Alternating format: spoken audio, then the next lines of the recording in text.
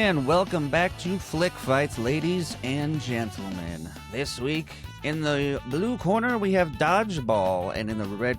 I fucked that up. Red corner? Red corner, we have Balls of Fury. Fucking A. Yeah, this week the theme is balls. Battle of the Balls. And Patton Oswalt, apparently. Yeah, what the... Yeah, I love every time we find a little thing I didn't know was going to be in both movies, but Patton Oswalt was definitely not what I was expecting. No, dude, he's in everything. He's a great sport. He's just like, you want to do this thing? He's like, fuck yeah. Just pops Can't up. decide which cameo I like him better in. If you're new to the show, we take 2 movies through 10 rounds. First we go through the plots, then we go through 10 rounds, scoring each movie on a scale of 1 to 10 for each round. At the end we declare a winner. And then after that we spin a wheel to decide the next episode. We try to pick movies that have a common theme, common IMDb rating sometimes. Try to keep it fair. Right. How long had it been since you've seen these movies, Nick? It's been a while, man. I mean, Dodgeball used to be one of my, like, if we couldn't find something at Blockbuster, we got Dodgeball and Harold and Kumar and, like, just called it a night. But, like, it's been a while. Probably These are both 10 years. movies I've, like, kind of, like, actively avoid because I saw them so much back when I was younger and they first came out. Mm-hmm. And for once, it paid off. When you go back and rewatch them, it's still fucking hilarious, and I hadn't seen them in forever, so I'm laughing at the jokes again. Oh, yeah, I forgot so many of them. Like, Balls of Fury, the only I remembered is there's an elevator shaft in Balls of Fury. That was, like, my one fucking, like, hard memory from it. I remembered the panda and the dead cricket. Yeah. I also remembered that both of them had DVDs that looked like the ball from the sport. Yes. And they also had really cool Dodgeball, menus. and it was textured. The Dodgeball one had, like, dodgeball texture on it. No, it's back when we still cared about physical media and, like, fucking, like, DVD fucking intros had, like, games and fucking cool animations and music, and it's a lost art. Oh, yeah, there was some weird Easter egg about Dodgeball, I think, where if you hit a button right when he snaps at some point in the movie, it cuts to a whole other thing. Yep. Yeah, no, I love shit like that. Like, The Ring, too. Like, if you let the fucking intro play, like, it would start playing the full Ring video, and then, like, a phone call would go off at the end of it. It's great. Yeah, man. I miss stuff like that. It's lost art. Did you see the one about the what about the DVD commentary for, I think it was for Dodgeball? No. If you go play the DVD commentary for the first 20 minutes, they just get into a fight and then all storm off the DVD commentary, and then it instead just plays the commentary from Something About Mary. Great, dude. See, it's just like jokes like that, man. You can't do that in Netflix. Everyone will be mad. No. Well, and there's no way to do it. Nobody's Yeah, going to sit and look at a menu and all that shit. I don't think anybody watches commentary anymore. No, it's a shame. I mean, that's one of my favorite, like, kind of genres. This is, watching someone sit and talk shit about a movie. Oh, dude, if you ever want a good commentary, watch the Armageddon. Paul Blart. No, Paul Blart Mall Cop commentary. Because it's just Kevin James just shitting on the movie for fucking like an hour and a half. It's great. That's kind of what Armageddon is like, just Ben Stiller talking shit about Michael Bay and how he wrote the movie. Not Ben Stiller, Ben Affleck. But yeah, again, if you're new to the show, please like and subscribe. Please share the episode. Please comment. You guys have been doing great about that. I want more of it. Mm-hmm. And I fucked it up in the beginning. But yeah, Dodgeball's in the blue corner. Balls of Fury in the red corner. Let's do the tail of the tape here, Nick, if you want to do the blue corner. We have a Dodgeball coming out 2004 with a budget of $35 million, domestic gross of $114.3 million, worldwide $168.4 million, runtime of 92 minutes, 7.7 score on IMDb, Rotten Tomato score of 72%, and a Rotten Tomato critic score of 72 and Rotten Tomato audience of 76. Directed by Rawson Marshall Thuber, and the starring cast Thurber is Vince Vaughn, Ben Stiller, Christine Taylor, and Rip Torn, who I still to this day think has one of the best names ever. Oh yeah. In the red corner, Balls of Fury came out 3 years later in 2007 with a higher budget of $41 million. Box office not so great. It pulled in $32.9 million domestically for a grand total of $41.1 million worldwide. Runtime of 90 minutes. IMDb has it at a 5.8. This blew my fucking mind. I don't get this still. I still don't get it. Rotten Tomato critics gave it a 22. Audience gave it a 33%. What the fuck, guys? Yeah, I mean, it should at least be in the 60s or something. Like, I don't know. Yeah, I thought, I don't know, man. I think that's a lot of undeserved hate for this movie. I think it's fantastic. It's funny. It's um, cute. It's got some good scenes. There's some weird emotional stuff in it that doesn't make sense. We'll get into that. Director is Robert Ben Garrett, who I didn't realize was Junior from Reno 911. Mm-hmm. Which explains all the fucking Reno 911 cameos in Yes. this movie. He also directed Hell Baby, Night at the Museum 1, 2, and 3, Herbie Fully Loaded, The Pacifier, Reno 911 Miami, Haunted House, and Jezebel. Very weird career. I didn't know he had a directing career, let Me alone neither. that one that extensive. The other notables for Ross and Marshall Thurber were Central Intelligence, We're the Millers, Skyscraper, Red Notice, Mysteries of Pittsburgh, and Easy a story contribution credit. That's weird. Never seen that before. Central Intelligence is decent. We're the Millers is decent. I don't even know what the other ones are, honestly, other than Easy A, but Red Notice, one of those Santa ones? Like, I'm not sure. Red Notice. Yeah, I have no fucking clue. I also don't know what Jezebel is, but but without further ado, we're going to go through the gist of the plot for each movie. Let's start with our blue corner here in Dodgeball. Yeah. Yeah, I think we start off with a Globo Gym infomercial. Fantastic. Yeah, it's like, we're better than you, and we know it. But yeah, it's run by Ben Stiller as White Goodman, who, in my head canon, this is just the same character from Heavyweights who just changed his name and moved because he was, Definitely. arrested after what he did to those children. If you just went straight from Heavyweights into the opening commercial for this movie, it wouldn't miss a fucking beat. And yeah, basically it's just like his whole thing is like a shrine to vanity. Like they have like plastic surgery suites on site and like basically just like that was fucking insulting wild. fat and ugly people. Yeah, it's like we'll turn that Frankenstein into a freaking fine. And just like the woman in a full fucking body cast. Like, I'm not getting elective surgery at a 24-hour fitness. It's so many ways to get into fashion. Oh my god. Yeah, other than the plastic surgery, it's exactly like a Planet Fitness. Yeah, I don't even one of those more like kind of culty ones. Like it'll be something like Solaris. Like it'll like have like some weird name, and everyone's like wearing matching uniforms and reports to the Right. leader. Well, I love there's even a part where I could see them doing this at Planet Fitness where he's got a giant video screen of him saying everyone's name in the gym like, hey, I see you dropping that weight, Jim. He's like, good sit-ups, Tony. I believe in you. It's like 1984. Yes, like exactly like 1984. Yeah. Yeah, but then we pull back from all that and we find out it's just an infomercial, and we meet our main character Vince Vaughn, Peter LaFleur, who yeah, I'm like, God, this guy's such a loser. How could anyone live like this? And then I look at myself like, in my 30s, I'm like, eat my goddamn words here. I don't know, man. Just the opening montage of him getting ready to go to work just made me cringe so hard. He wakes up drinking a Yoo-Hoo and just like, I don't know, rinses with the grossed out. Yoo-Hoo. Yeah, brushes his teeth, rinses with Yoo-Hoo, throws it in his yard, gets in his absolute piece of shit car. Yeah, he's getting like calls from creditors, and like his water's gonna get shut off, his power's gonna get shut off, and he's just like, it's just not giving Which a that shit. part I envy. If my life was falling apart to that level and I could just not give a fuck, I would kill to have that kind of No, chill. he's well, to quote another Peter, he's got like Office Space Peter vibes. Like he's been hypnotized. That's what I was thinking of. Care. It's like almost Office Space level of nonchalantness from Peter LaFleur. Also, the dates of the movie so quickly when he walks into the gym. Owen is like, Peter, I've been voicemail dating. And I was like, damn, I forgot about voicemail dating. Holy shit. I don't even think I see a cell phone in this entire fucking movie. No, it's pretty early in the cell phone era, so that makes sense. But yeah, hearing voicemail dating cracked me the fuck up. There is vitamin water, though, which I'm surprised it existed that far back when we see that in the background. I didn't remember them being in existence that early. I remember the very first commercial with 50 Cent. Didn't think it was 2004, but it might have been. Everything's blurring together. 20 years ago, it was just 5. But I love that Justin Long plays Justin. Oh, God, yeah. And he's so good in this. Like, that man can take a fucking hit. Mm-hmm. You believe he literally pain. did too. Yeah, to only put one in, but the fact that there was so many.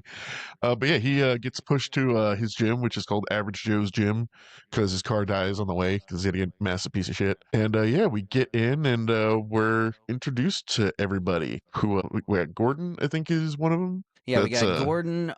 Gordon is the nerdy one with the mail order bride, and then Steve the pirate. Owen's voicemail dating. His voice, an Alan Justin Tudyk is a high pirate. school cheerleader. Is it high school or college? High school.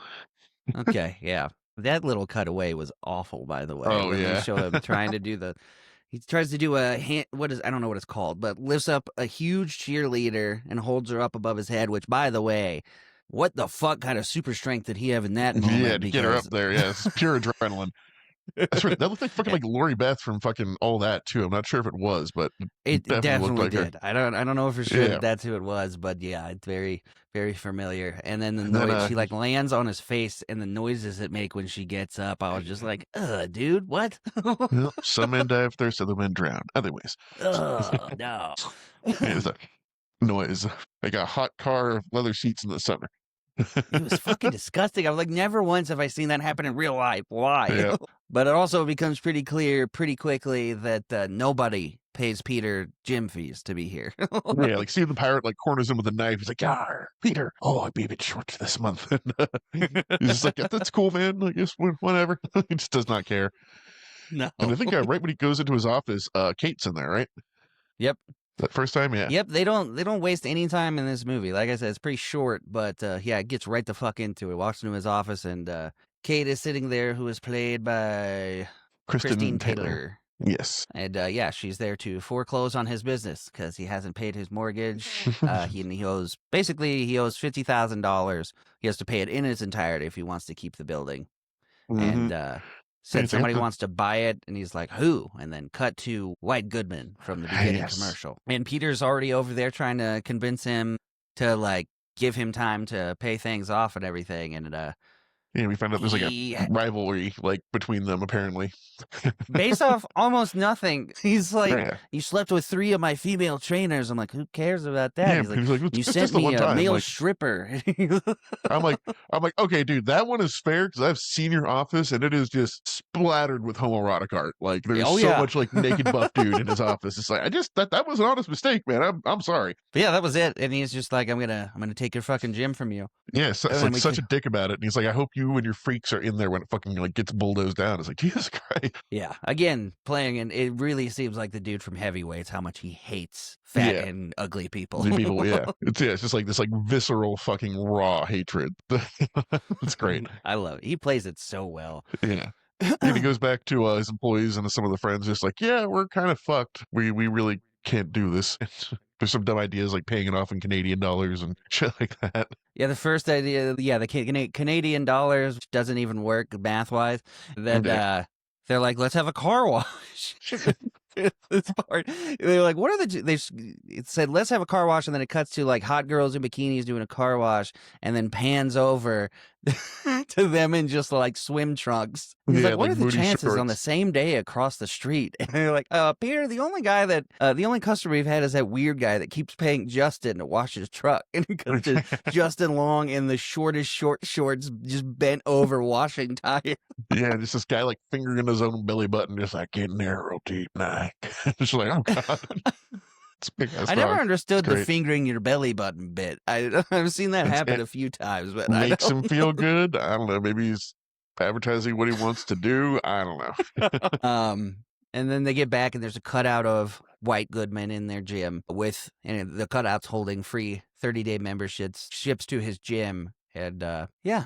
Then Gordon comes up with the fantastic idea to get ready for a dodgeball tournament in Vegas. Yeah, he reads something called Obscure Sports Quarterly for the ladies, which is like established earlier, and Which is yeah. essentially the grounding for what becomes ESPN, the Ocho in real life, by the Yes. way. That's basically what it It's turns great. into. Yeah, this movie affected reality. It's wonderful. Yeah. Yeah, but he finds out there's apparently like a international dodgeball competition in Vegas, and the reward is $50,000, as these things tend to work out. So it's never like 75,000. We just spent. Oh shit, we can keep 25 grand. It's just always Right. just the exact amount. And then cuts over to, I love every time it cuts to what White Goodman is doing. Yes. It cuts to him, he's got Twinkies and electric nipple clamps on, and just like sniffing it and shocking himself, like, you want it, don't you, fatty? He's trying to like negatively condition himself. He's clockwork oranging himself over Twinkies. It's great. And And then Michelle, while which he's is doing spelled that, M-E Yeah. apostrophe S-H-E-L-L. His like large black consigliere comes in and says like, Kate's here for you. And he's like, okay, give me 30 seconds to come in. And he like pumps up his cod piece and runs upstairs real quick. Like, doesn't even look like a bulge. No, it literally just looks like he's wearing like an external cup that just got bigger. And yeah, he Right. comes down reading the dictionary and just trying to impress her, and it's so cringy. I also love the whole movie, he uses air quotes incorrectly all the fucking time. And Yep. pretty much the English language incorrectly the whole movie. But It's he's great. being pretty gross coming on to her. He's like, don't think of me as your boss. And she's like, you're not my boss. I work for the bank. And he's like, right. He's like, that's what I love about you, Kate. You've got personality. Yeah, dude, he like starts to corner her and he's like, we should mate. She's like, what? He's like, we should date sometime. She's like vomits. She didn't hear the first one. She hears the second one and vomits. His speech patterns, everything he does in this movie, fucking every time makes me laugh my ass off. Because she vomits in her mouth and he goes, some cultures only eat vomit. And he's like, I read about it in a book. And again, this office has like 2 naked Greek dudes carved in marble, like basically just one on top of the other from behind. Right. It's got him like naked, like fighting a bull, like looking like fucking Samson in like a fucking Bible painting, and just it's all. That is a real painting, by the way, that they just put his head over. And he even points at that. He's like, it's a metaphor, grabbing life by the horns. She's like, I know what the metaphor is. He was like, but that also actually happened. Great. He's the best. He's my favorite part of this movie. Like he makes Vince Vaughn seem understated in this, which is insane because like it flips and when we did fucking like the watch. And then we get the squad is watching a dodgeball training video from Justin's high school. I also love that when he brings up we're doing this in PE, we just watched a video about it, and that one dude is like, "Can you get a hold of that video?" I'm like, "Really, guys? You need a whole fucking PE video about dodgeball?" Well, the great thing too is there's a joke in this I never realized. It was like the Uber American like PSA thing, and it's like 1938. It's like it has like the Eagles and some other Nazi-esque imagery, but I love Hank Azaria plays Patches O'Houlihan in the Remember, kids, dodgeball is a sport of violence, exclusion, and degradation. It is teach him like it's like the biggest, stronger kids for your team. And keep up on the little ones. Winston over here. He fucking creams this other kid, smashes his glass. He's like, "Good job, kid. You're gonna be an all-star yet." Yep. Yeah. We learned that dodgeball was invented by Chinamen in the 1400s using severed heads. Another through line between these movies. Yes. And the 5 Ds of dodgeball: duck, dip, dive. What is it? Dodge, duck, dip, dive, and dodge.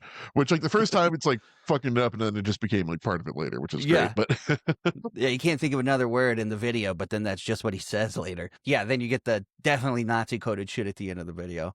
Kate is telling him, like, I see you haven't collected fees in 13 months. Like, why? And he's like, I just want people to have a place to come and everything. And then it shows that there's cameras in the White Goodman cutout that they've kept for some reason. I'd keep it too.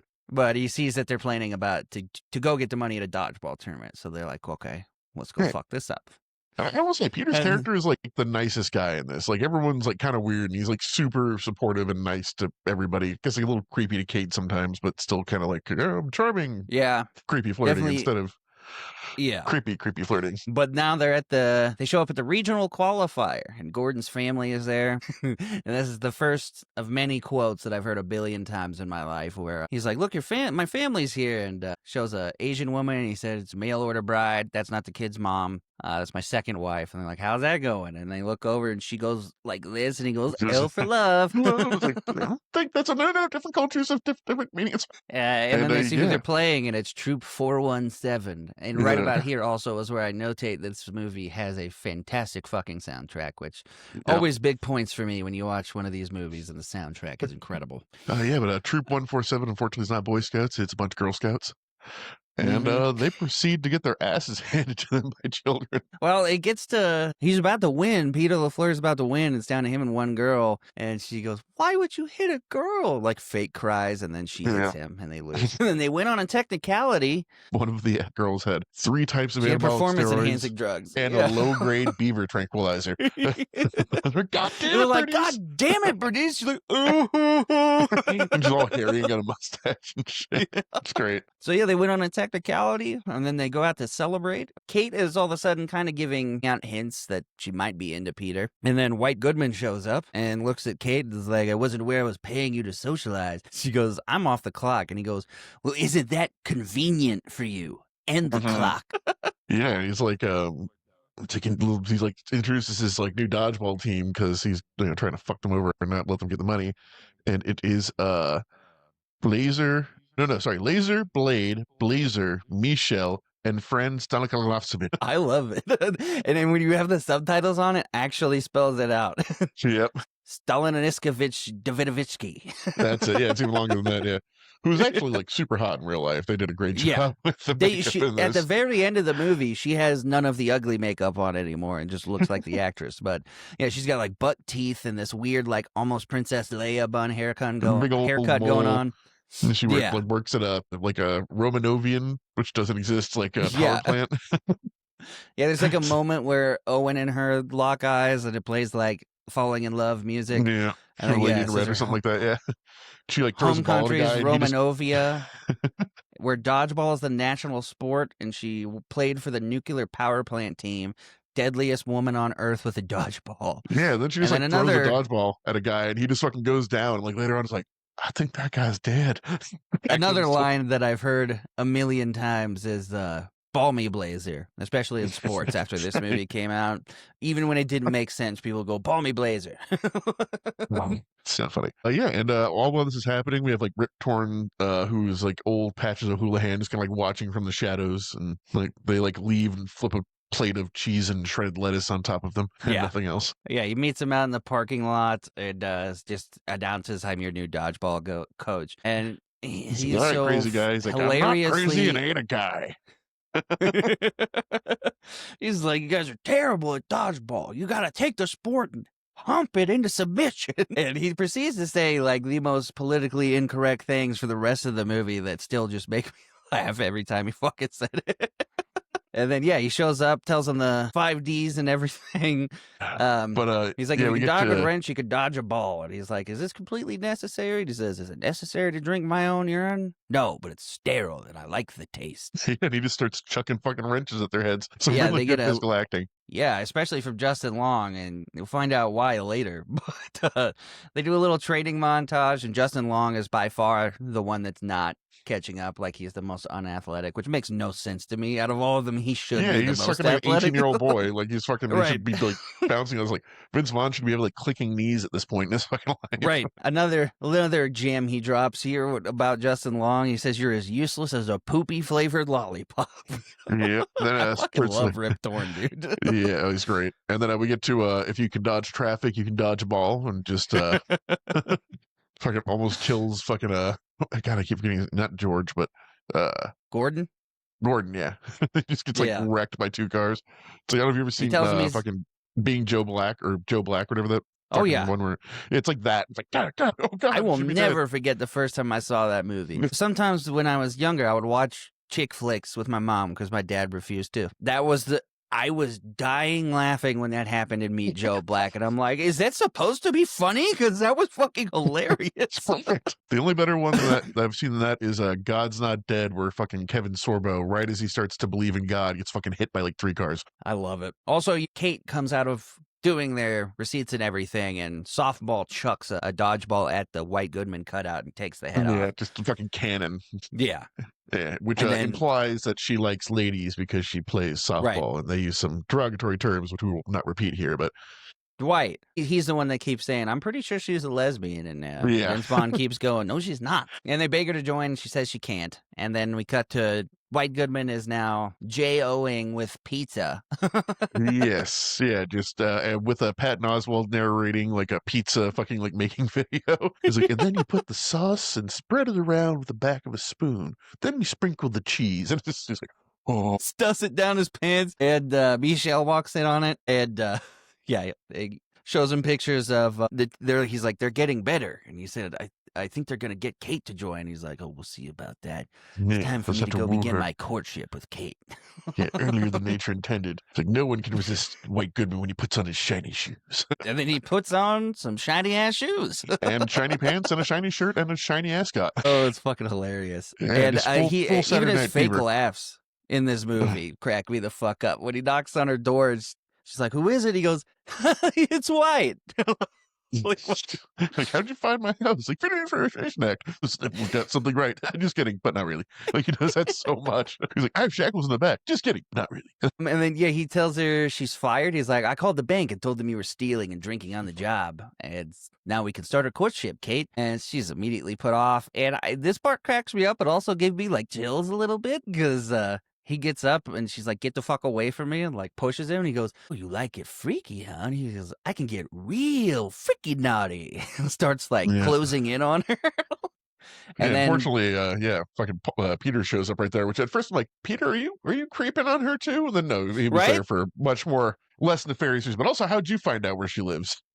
Right, fantastic question. She may have mentioned it to him. I don't know why she would have though. So Maybe, because then she doesn't want to let people in. Yeah, it's creepy. I also don't think the Freedom of Information Act applies to people's personal information. No, but I could probably like look up anyone's address with a name. Like it's all public record and shit at the end of the day. But in 2004, it was actually worse. We had the Yellow Pages. Yeah, that could just been it. Just sit down for 2 hours of the book. But yeah, he shows up and basically is like, okay, the lady said for you to leave, and she's like, "Oh, I see. You cut the scent of a lesser stag in your nostrils." And he tries to like force himself to kiss her, like she just White does, like and she just smashes his fucking head into the wall. And that's when they say your favorite line. Yes, no one makes me bleed my own blood.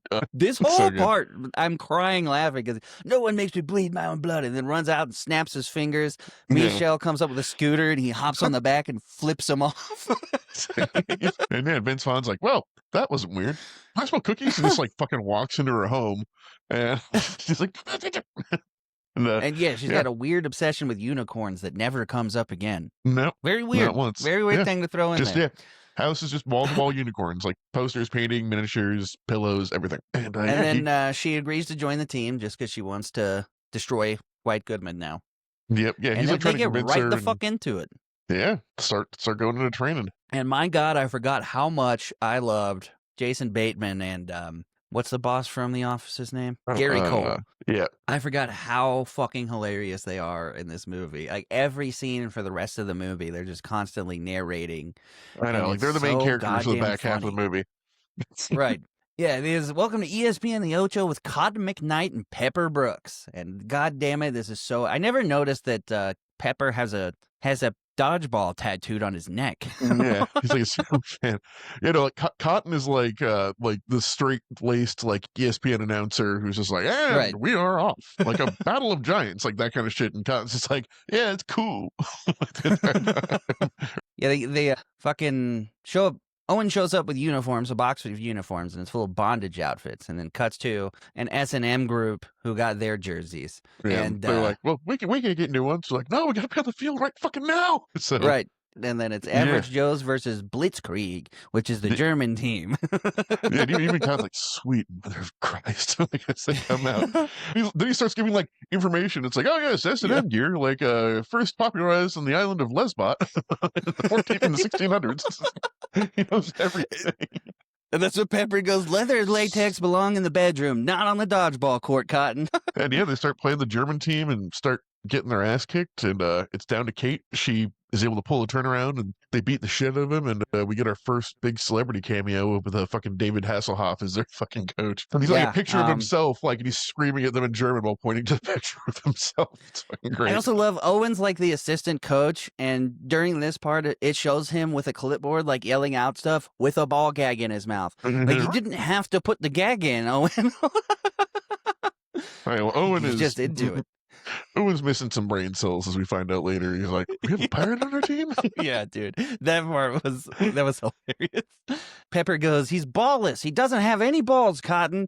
And then they win, and Cotton goes with this shocking upset, and he goes, "I feel shocked." He's fucking hilarious, dude.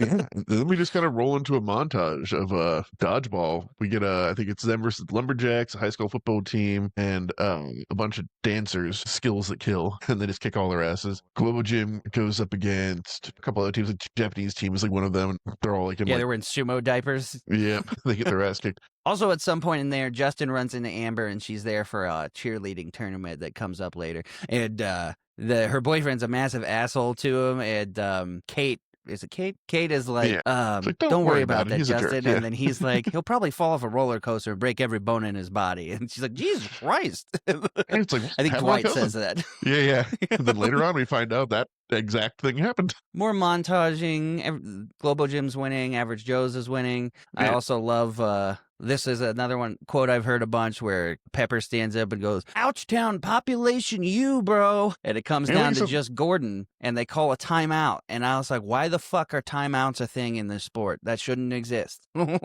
That's where he tells him to get angry, and he just happens to look over and see a dude hitting on his wife. Yeah, his wife is reciprocating, and he just goes full rage. Yeah, full the entire team. He does like a turtle growl, and then just fucking destroys them. Also, every time it cuts out after he's throwing these balls, I'm like, where are the balls going after they throw them? Do they have somebody running on and taking them away? Yeah, there's a few times where I was like trying to track and like, well, he wouldn't have any more at this point because they were all right. Whatever. I'm guessing they're ricocheting back or rolling back or something. But yeah, it's only thing that drives me nuts about this movie is if you actually like focus on the sport aspect of it, there's many holes in this. yeah, it's kind of like the dodgeball equivalent of like, a revolver firing like 17 times. So they're going to the finals, and Globo Gym is going to the finals. And they're walking out all excited, walking through the casino. Like, as long as we have patches, we have a shot. And then a giant Luck of the Irish sign falls on him and kills him. Instantly, yep. And then Owen's like, it's probably the way he would have wanted to go. And she's like, you need to go over there and cheer them up, Peter. They need a leader. And he's like, they don't make a sorry your dodgeball coach got crushed by 2 tons of irony Hallmark card. Oh, and just before this too, like Patches was like, "I'm so proud of you, Peter. Let's go celebrate with some hookers in my room." And he's like, I'm good. He's like, pussy. Suit yourself, blank bait. Yeah, but he does give him like his signature nasty ass bandana thing, scarf. I don't know what the fuck it is. Stains. It's gross. Yeah. And then Peter walks off to his hotel room, and as soon as he opens the door, you see White Goodman. He says, "Donde está la biblioteca?" And he's like, "What?" He's like, then like Michelle comes out of the bathroom, like threateningly. It's like, "I'm sorry, Michelle had digestive issues. Just can you close the door, man? Just for all of us, please." He offers. I love this part too. This one's burned in my head forever. Yeah. Where he offers him $100,000 for the deed to the gym, and get the whole stupid back and forth that he does. Where he's like, "I don't think I'm a lot dumber than you thought that I think that I thought I was once." And he's like, not a lot of people have seen $100,000 cash, and it's not really like in the movies. And they open a briefcase, and it's a single stack of cash. And yeah, right after that, there's an awkwardly long shot of Vince Vaughn's face where he's like considering it. Yeah, and then it just cuts, and we go back to the Average Joe's at the bar. Yeah, and he comes back in an obviously shitty mood now.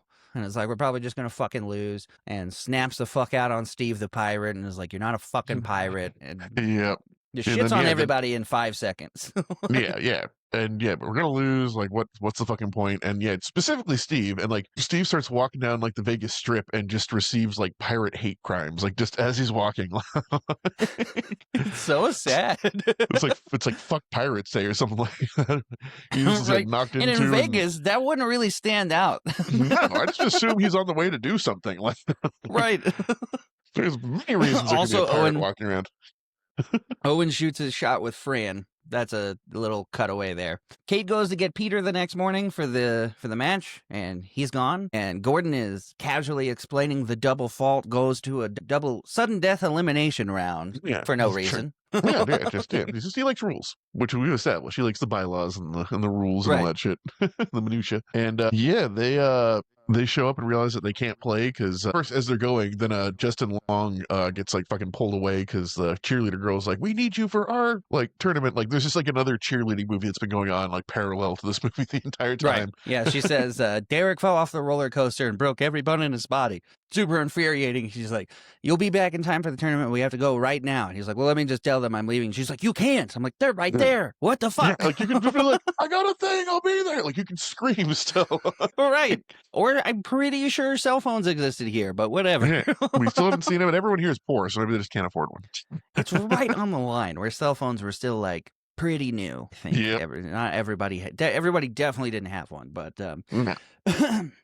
Peter's at the airport. This part's hilarious to me because Yeah, this all the didn't age news well, about too. Lance Armstrong hadn't come out yet. Yeah, he was still an inspirational figure. At this I also point. Did forgot not that age. he was sponsored by the USPS. I was like, when did we sponsor Tour de France ride? Did we stop because it was Lance Armstrong? But yeah, And what he he comes did? up and he's like, "It's like, oh, you're Peter LaFleur. I've been watching you on the Ocho while I've been in town for so and so." And he's like, "Oh, Lance Armstrong." He's like, "Oh yeah." It's like, "Shouldn't he be at your game?" Like, kind of probably. Like, I've got reasons. Like, it's like, "Oh yeah, man. Like, I remember like when I was in the Tour de France and I got like brain, lung, and testicular cancer, and like I didn't quit, but I bet you got a real good reason for quitting." It's fucking hilarious. But also, again, for those that don't know, way later it was discovered that Lance Armstrong and pretty much everybody Yeah. after Lance Armstrong, but the reason he was smoking the Tour de France is because he was riddled with performance enhancing drugs. Yeah, It he might was, like, also be blood why he got doping. cancer.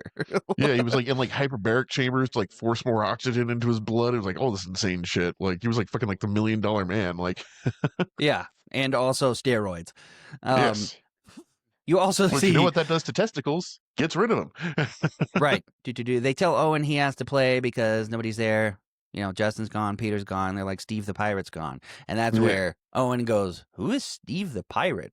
I'm like, are you Yeah, shitting like- me? The guy in our group that dresses like a pirate? He's like, "We have a guy in our group that dresses like a pirate?" Yeah, there's even like a later scene where it's like, "Steve, only guy in our group who acts like a pirate was Ben." He's like, no.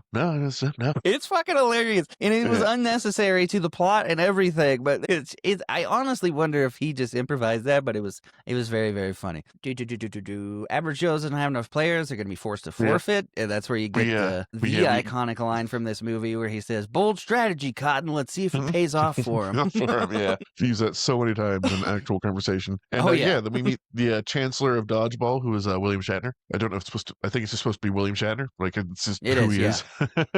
Yeah. And they're Random about celebrity to lose. cameo scene. Yeah, I was like, dude, it's like rapid fire right here. And he's about to hand the like scepter, the winning scepter, to Globo Gym, and then Peter runs in at the last second. You're like, too late. We already ruled it a forfeit. Gordon, who's obsessed with rules, was like, that's not true. The tournament committee can overturn by a 2/3 vote. The crowd starts chanting, "Let them play." White is trying to rip the scepter away, and he's like, "Get the bylaws." And then bylaw. Cut to the board, which is just first person votes yes, second person votes no. They're doing it by thumbs up, thumbs down for some reason. And then the last judge is Chuck Norris. And he's like, "You Chuck Norris?" Yeah, he says, "Thank you, Chuck Norris." He goes, "Thank you, Peter." What the fuck? Also not sure why right after that Peter does a mustache man salute. I don't know what the fuck that was about. He says, "Thank you, Peter," and he fucking full on. Yeah, I guess it's the Dodgeball PSA. It's like the traditional salute of Dodgeball. That makes sense. Peter says, "Good luck, White," and he says, "Cram it up your cram hole, LaFleur." And he goes, everyone's like, everyone's like, "Where the fuck were you?" He's like, "Don't worry, I got a plan." Awesome plan when it all comes down to it. But it's like there's it's a just part like where Owen and Fran meet at the line and freeze because they're in love and they get hit by balls. Yeah, and he's able to kind of dip, dive, and dodge enough to catch one, get Kate back in, catch another one, get Peter back in. It's cool. That part's cool. He catches a ball as soon as she steps on the field. She just catches one, and And then White sees that they're being all friendly with each other, and he fucking like pegs her in the head with a fucking ball and goes, "Jody loves Chachi." I don't know why she did that. She's way better than him. Why would you sacrifice yourself to keep Peter? To show like her love and commitment to him. That's bullshit. Yeah, hits her in the face. She walks off, and it's Michelle and White versus just Peter now. Peter throws, gets Michelle, then fucking Dwight like beans him in the face, and he thinks he's won. But then the ref comes out. It's like, "Go over the line infraction, fall, going to sudden death. That part's cool. I love that Yeah. ref. I don't know if he's an actual ref, but he fucking Feels murders like his it. little tiny part here. I also Yeah. love they're all going nuts. Cotton Pepper, like, are you ready to see the greatest event in sports history? This hasn't happened since the Helsinki in 1919. Yeah, he says this hasn't happened since the Helsinki episode of 1919, which for those of you that know, and I immediately went to Google, like, is that a reference to something? It's not. And then he goes, Pepper says, Pepper needs new shorts, Cotton. They're explaining the rules. They say catching a ball does nothing. Both feet stand in the triangle. You can throw anytime after my call. Honestly, really dumb setup to finish a game of dodgeball. It's a duel, basically, at that point. Yeah, they're like, he wishes him luck, and they start talking shit. And he's like, you look awful fat in those pants, White. And that, like, actually gets to him. In his head. He's like, he starts, like, touching his ass in his pants and stuff. It's great. Yeah. And then he pulls out the oh god, like it's got to be covered in like every bodily fluid. Like there's so many stains on it. But like the Patches scarf is like, talk to me, Patches. Then like Patches shows up like fucking Yoda, and it's like, you can do this, Peter. Remember your training. I love you. Then it's just like this awkward long pause. Goodbye, and just fucking fades away. And then both movies do this too. It's kind of funny. He proceeds to have a bunch of Matrix references right in a row. Yeah. He puts on the blindfold. And it starts playing literal Matrix music. And I don't know if anybody that's seen Matrix Revolution when Neo goes blind and puts on a blindfold and goes full the one in real life. Just like that. He puts that on, playing Matrix music, full on Matrix dodges the ball. He grabs the ball and like hits fucking Dwight with like the force of a fucking semi-truck. He like flies like 20 feet back. Also, here's a little side note here. I love those dodgeballs. I don't know what they were. I don't know why they look that way. They almost look like golf balls the way they're divoted. But they have like special balls for the sudden death. And not important at all. Like, I just wanted to mention that. If some of those balls were like foam or something, like, because it feels like they were like a really good grip and didn't like destroy your fucking face like an actual dodgeball would. Yeah, you have to have like a decent palm to be able to grip actual dodgeballs the way Ben Stiller does not have a big hand. Like, he's just a strong man. Well, and some of them, they're throwing them the way you would when you can't grip it, like fucking full-on disc throw almost. Yeah. But they win, and I love this because, I don't know if you know this from sports, the all-time classic line of when America won the Olympic hockeys, a tournament against Russia, Olympic hockey, the iconic line was, "Do you believe in miracles?" Instead, he says, "Do you believe in unlikelihoods?" He says, I've witnessed the pyramids of Egypt. I've even witnessed a grown man satisfy a camel. I've never seen anything like this before. It's just, like he's so many, like there's one point where he calls like fucking White like their Lilliputian leader, which is like a reference to fucking Gulliver's Travels and like the tiny little people that fucking capture. It's just like it's just so much, like you can't catch everything. Well, and so much of it was Gary Cole and Jason Bateman just feeding in lines, like not even on camera. They said they did so much improvising that afterwards they just had them basically like sitting in a sound booth, just going line for line, just adding shit into the movie, which is fucking hilarious. White says, none of this matters, LaFleur. You signed the gym over to me last night. So and he said, he sold for $100,000. Right. It's like, he says, I put the $100K on us to win, and I don't remember what the odds were, but he's like, Gordon, can you do that math for me? He's like, that's $5 million. And then they wheel up like a treasure. And then he's like, I don't care. Like, he's like, I wouldn't sell your fucking gym back for all the. I'm like, it's something stupid. It's not the team. King Midas is silver. Yeah, there we go. Yeah, it's yet again wrong. And it's like, it doesn't matter. I just bought controlling share in your company. So I'm your boss, and fuck you, you're fine. He's like, I'd never sell to you. He's like, it's a public IP, idiot. He says, you can't be my boss. I am my own boss. I created myself. And then as he's walking away, immediately just starts shoving hot dogs and shit in his mouth. Yeah, instantly off the wagon. Steve the Pirate shows up, depirated, just pure Alan Tudyk, and he's like, hi, Peter. And it's like, I just wanted to say I'm sorry I'm not a pirate. And he's like, well, you know, you're not a pirate, Steve, then who am I going to share this buried treasure with? And he's just like, Peter. Also, when he walks up, Owen goes, hey, it's Steve the Pirate. He's like, what the fuck? And then Kate goes, Joyce? And this girl runs up and they kiss. And Dwight's like, see, I told you she was a lesbian. She's like, I'm not a lesbian. I'm bi. And then starts making out with Peter. And I'm like, that doesn't automatically make you polyamorous, but okay. Yeah, so yeah, you're bi and poly. I mean, the girlfriend seemed cool. She was just like, Like, imagine she had just had no knowledge of this and just like, the Yeah, fuck, with man? context, she has no idea who that guy is. She should have been like, "Hey, what the fuck is this?" Yeah, unless like she's been calling us like, oh my god, I got this guy, I'm gonna bring him into our polycule, it's gonna be great. Like, Sure, but she should have said, "I'm not a lesbian, I'm poly," or something like that. But yeah, whatever. This was also 2004 when nobody recognized the word poly no. outside of Mormons. Then we could get a ending Average Joe's commercial where they have a Patches portrait. I put, "What the fuck are Owen and Fran wearing?" They have a really weird like uniform on, but now Yeah. Fran is sans makeup and buck teeth and hot, and you see Justin and Amber are pregnant. Yeah, they all just come together like, "Here at Average Joe's, we don't judge, but if you want to lose a couple pounds, blah, blah, blah, come down to Average Joe's." And then they all come together and hooray. And then we get the best ending scene and after credit scene possibly ever. I realized too, like, this is great because like the movie ends and begins on an infomercial that someone else is watching, and it cuts out on like opposite sides. It's like, Right. that's clever. You see fat white Goodman. It was like, fucking so fat. Like ridiculously fat. And it ends with him going, "Fucking Chuck Norris." I And fucking won that game.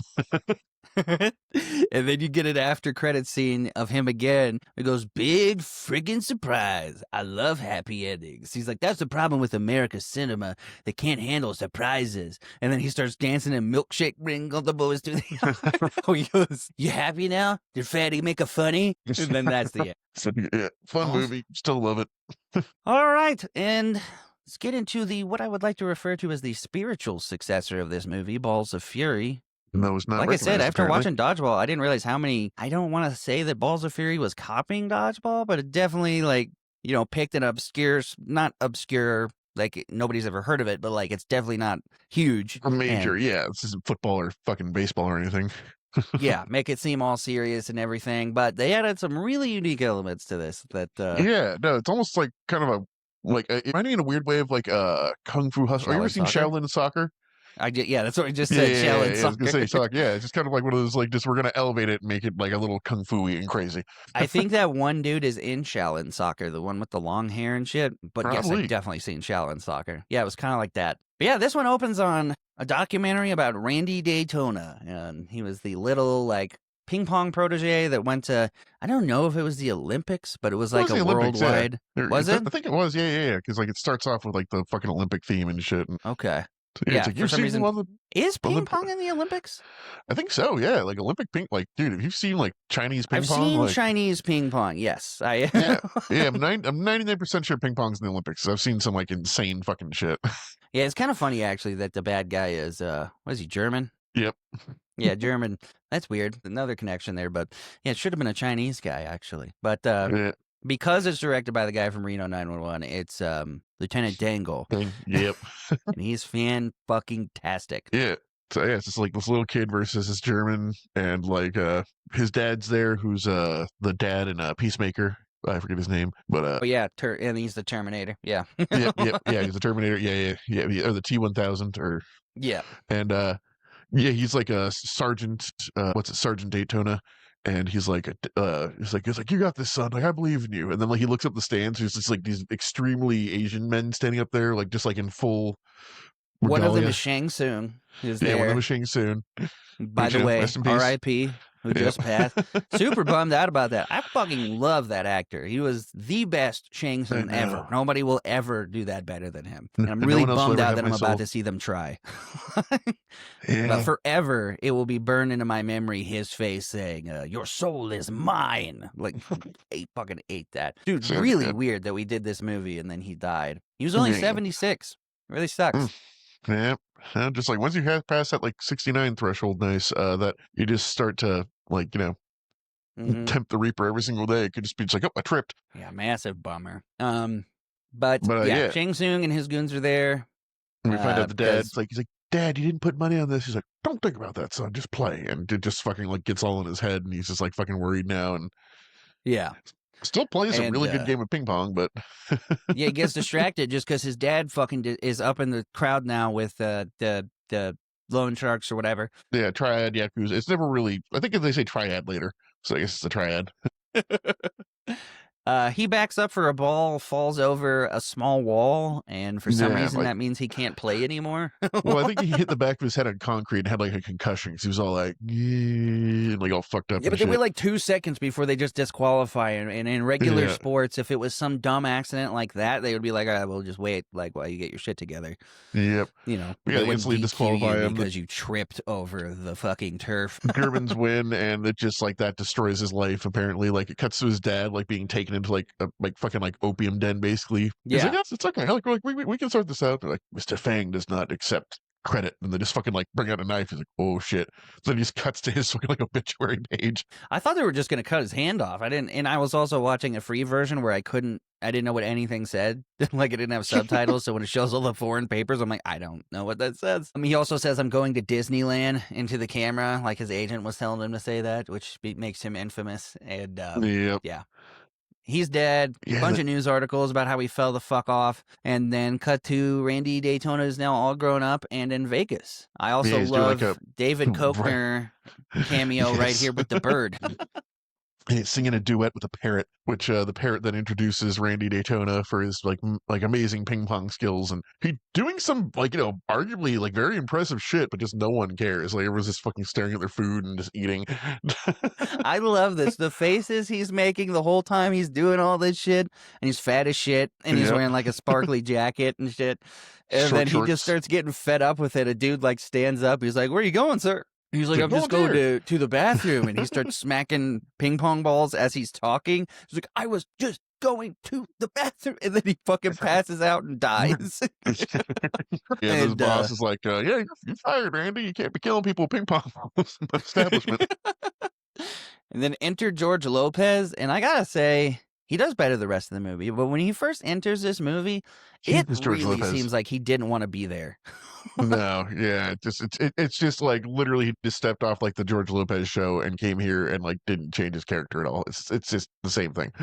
And seemed almost bummed out to be in the movie. And yeah, well, I mean, I guess like narratively, it makes sense. Like he's like, I'm not really even like the important part of this operation, so maybe he's disappointed to be there. Makes sense.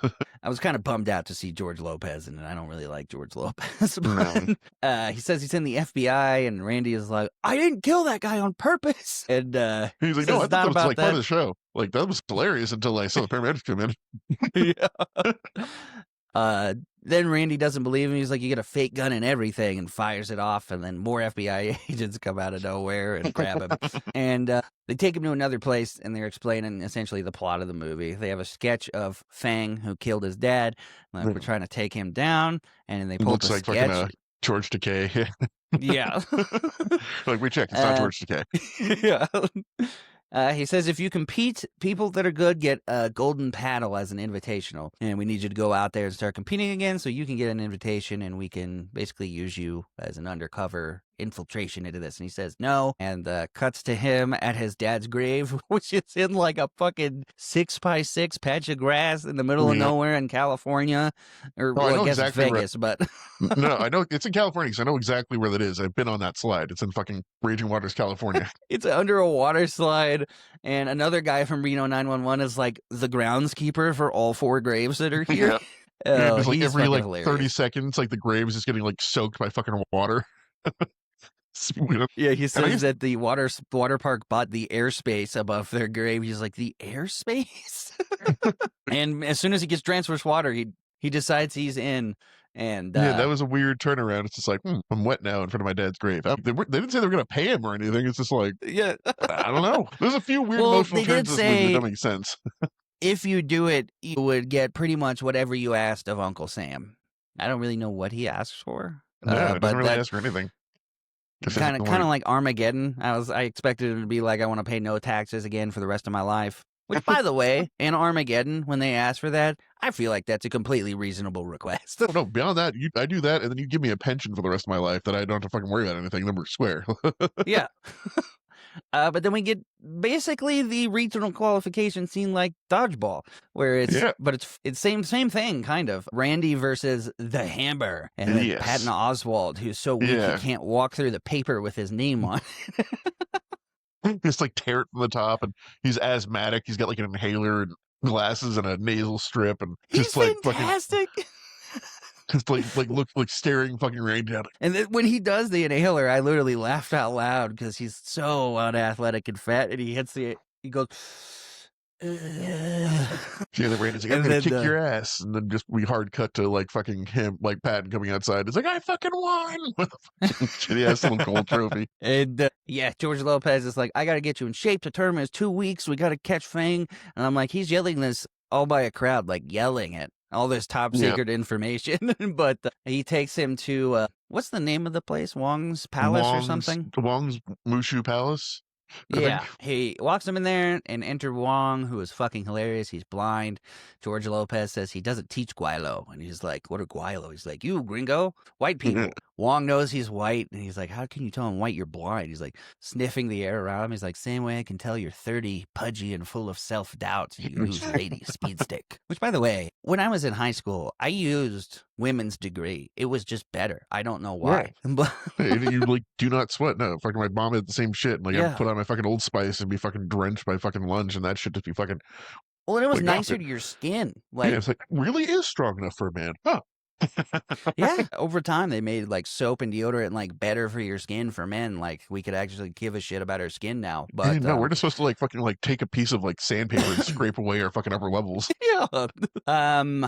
Wong says Fang killed his brother, and that's why he agrees to help train Guaylo. But yeah, we also we go upstairs and it's like packed with students, and we meet Maggie, Wong's daughter Maggie, who super just hot, is like, by the way. yeah, super hot. Yeah, it's fucking.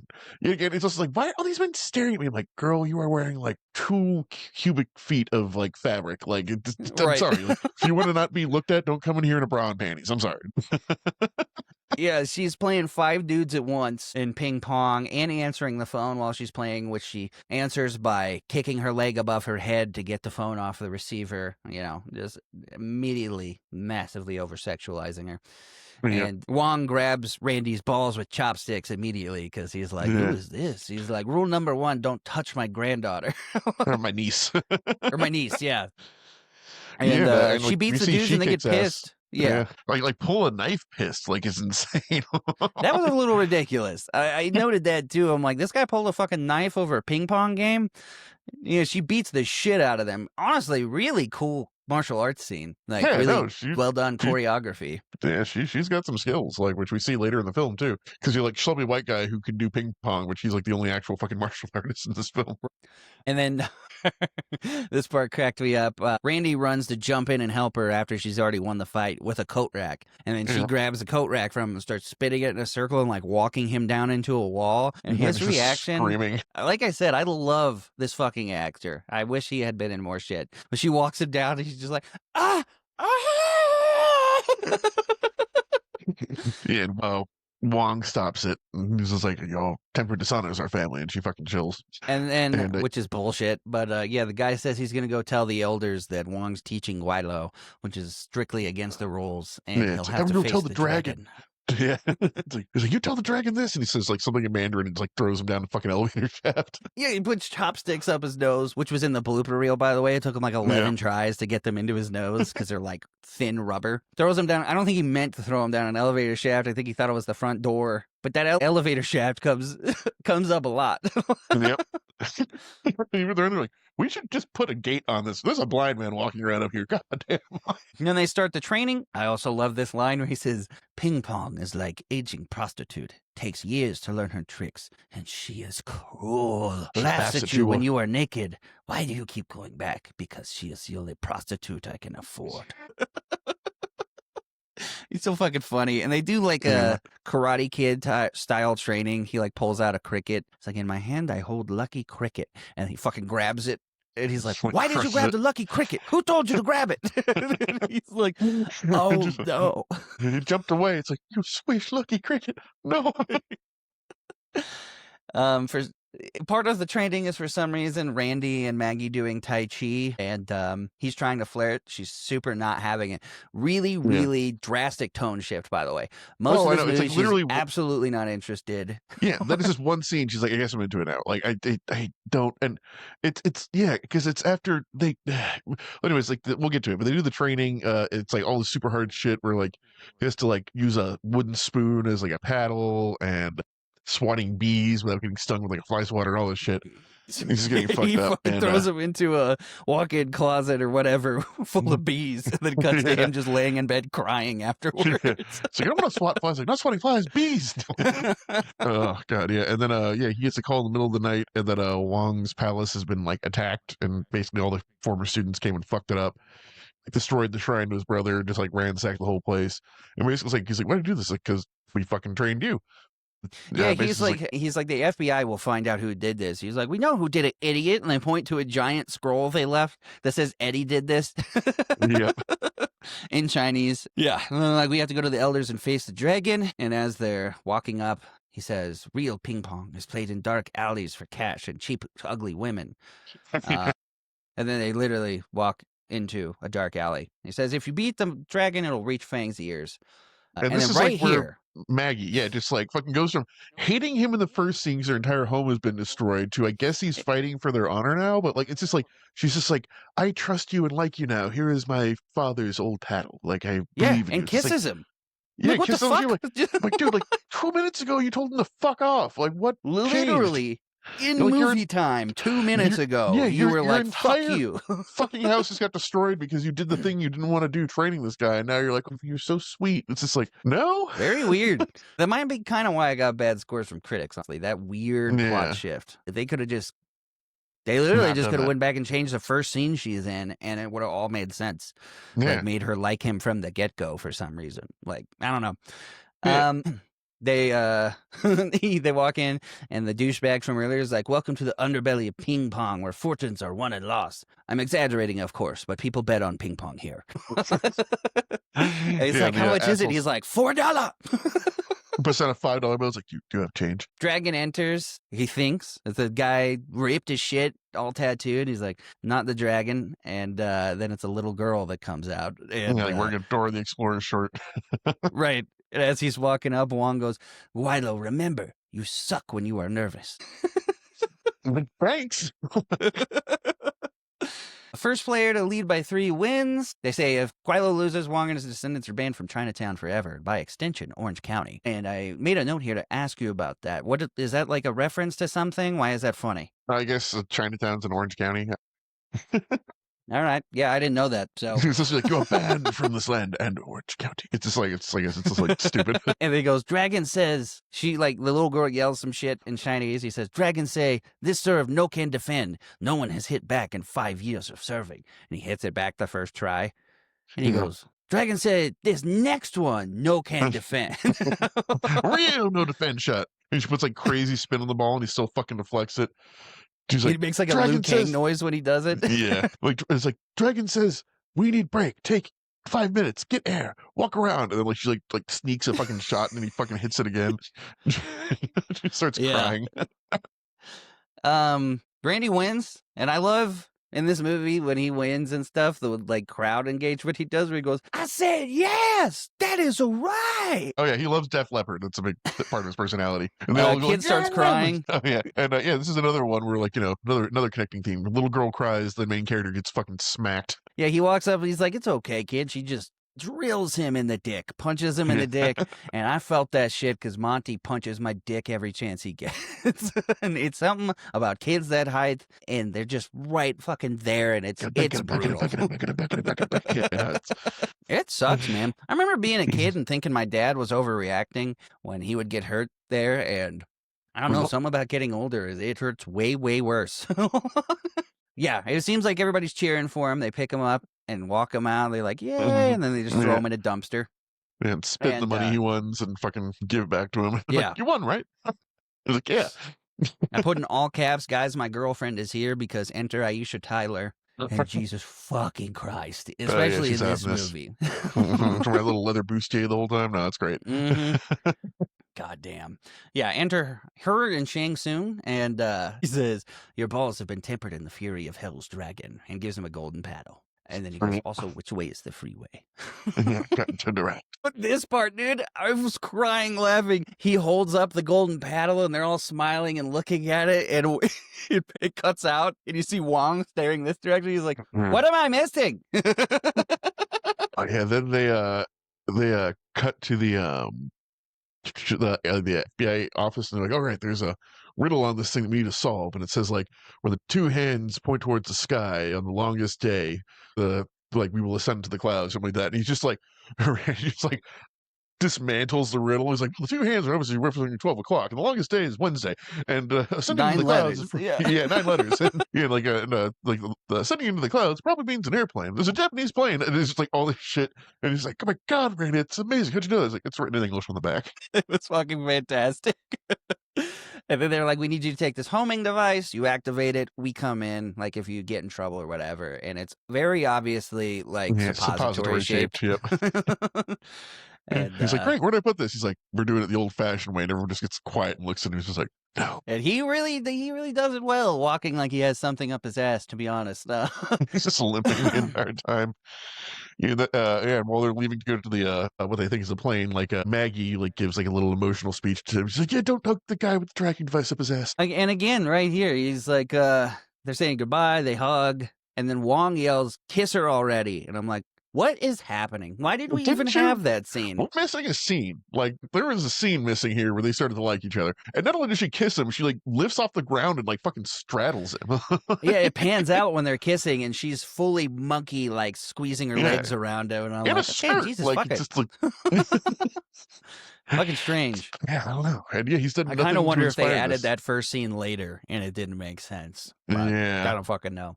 I don't know. Shang Tsung walks them past. They walk into this dope black and gold private plane, and he walks them past it onto a bus. Charter bus, private airplane hangar for some reason.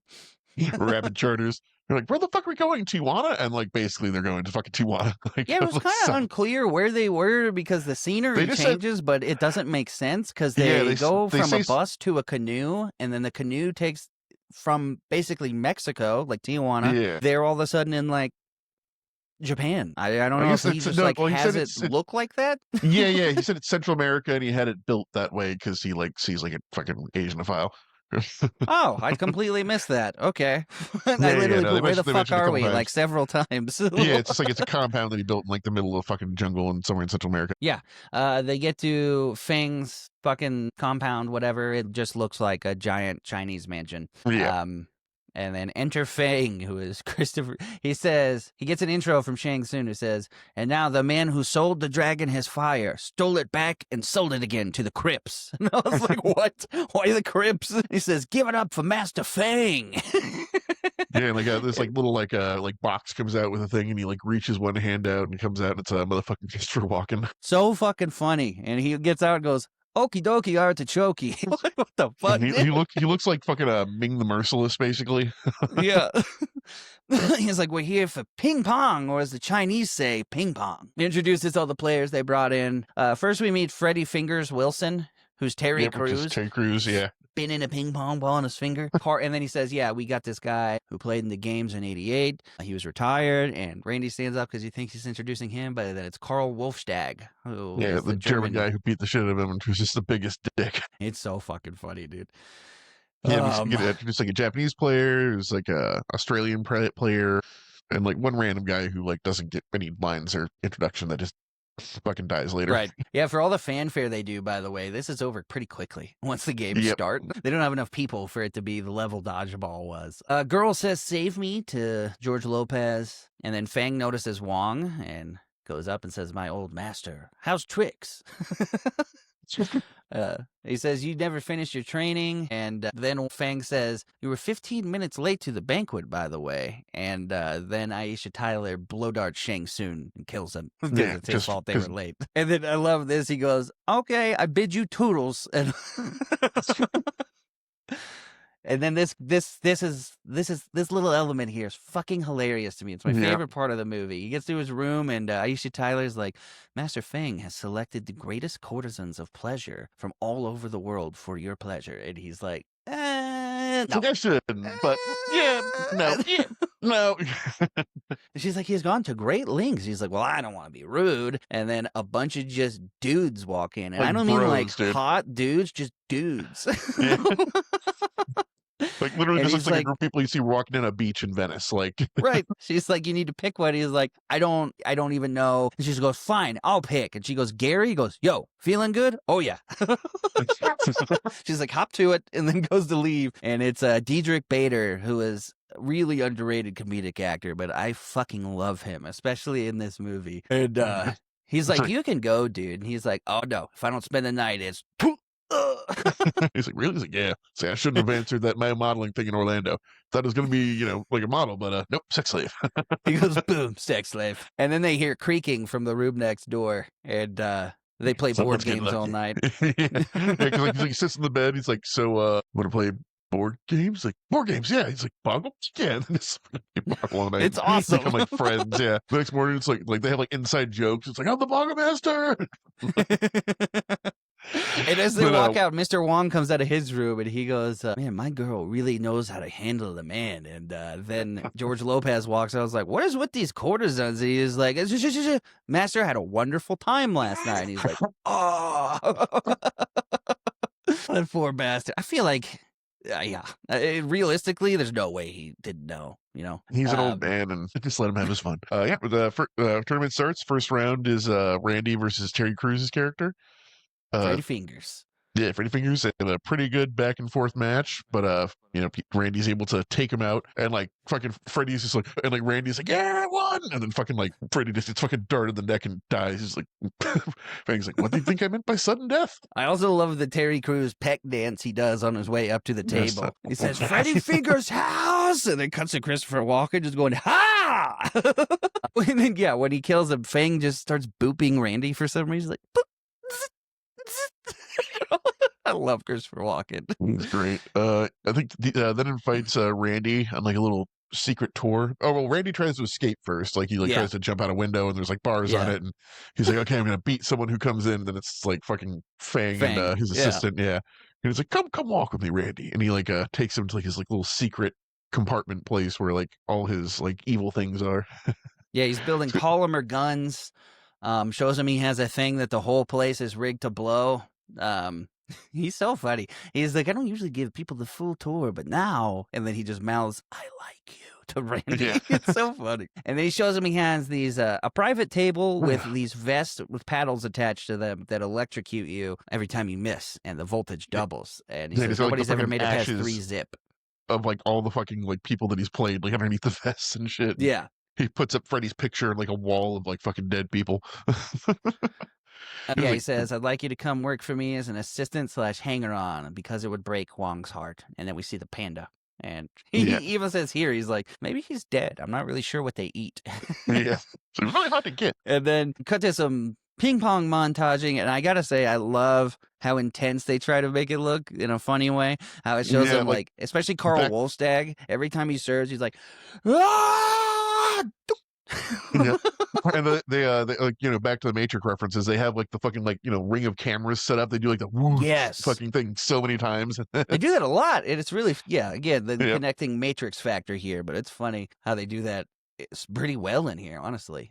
Carl's winning. Randy's winning. He beats the sumo. It shows Lopez is sneaking around after Randy tells him the combo to get into the secret bunker and everything. Going full secret agent man. Randy beats a set of conjoined twins, which I don't think was fair addition to the tournament. I mean, I guess it would be a mass disadvantage if they need to move either direction, but yeah, just fucking like rip down the middle. Right. Yeah. Lopez sets the beacon and then we come down. They're already at the final round. Yeah, it's already so done. Carl versus Randy's up next. We're going to take a break. And he's like, where the fuck is the FBI and everything? He's like, they were already supposed to be here. Meet me in the bathroom. And George Lopez goes in there and knocks out the bathroom attendant, who is... Yeah, who's the guy from Heroes, I think. Yeah. Oh, holy shit, it is. Yeah, Masioka.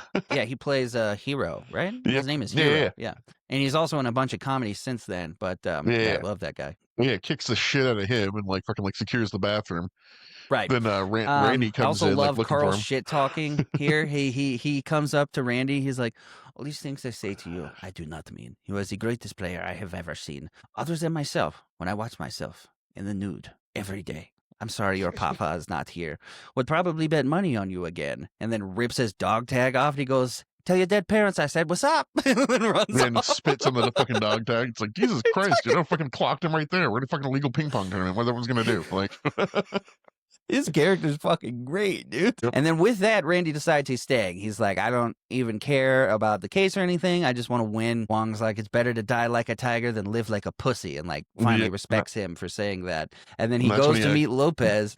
Lopez like ambushes him thinking it's a fucking someone else, I guess, and fucking breaks his right arm. No, that was his plan to get them out of the tournament, is to break his fucking arms. That's why he shoves the toilet paper in his mouth so nobody hears him scream. I missed that part.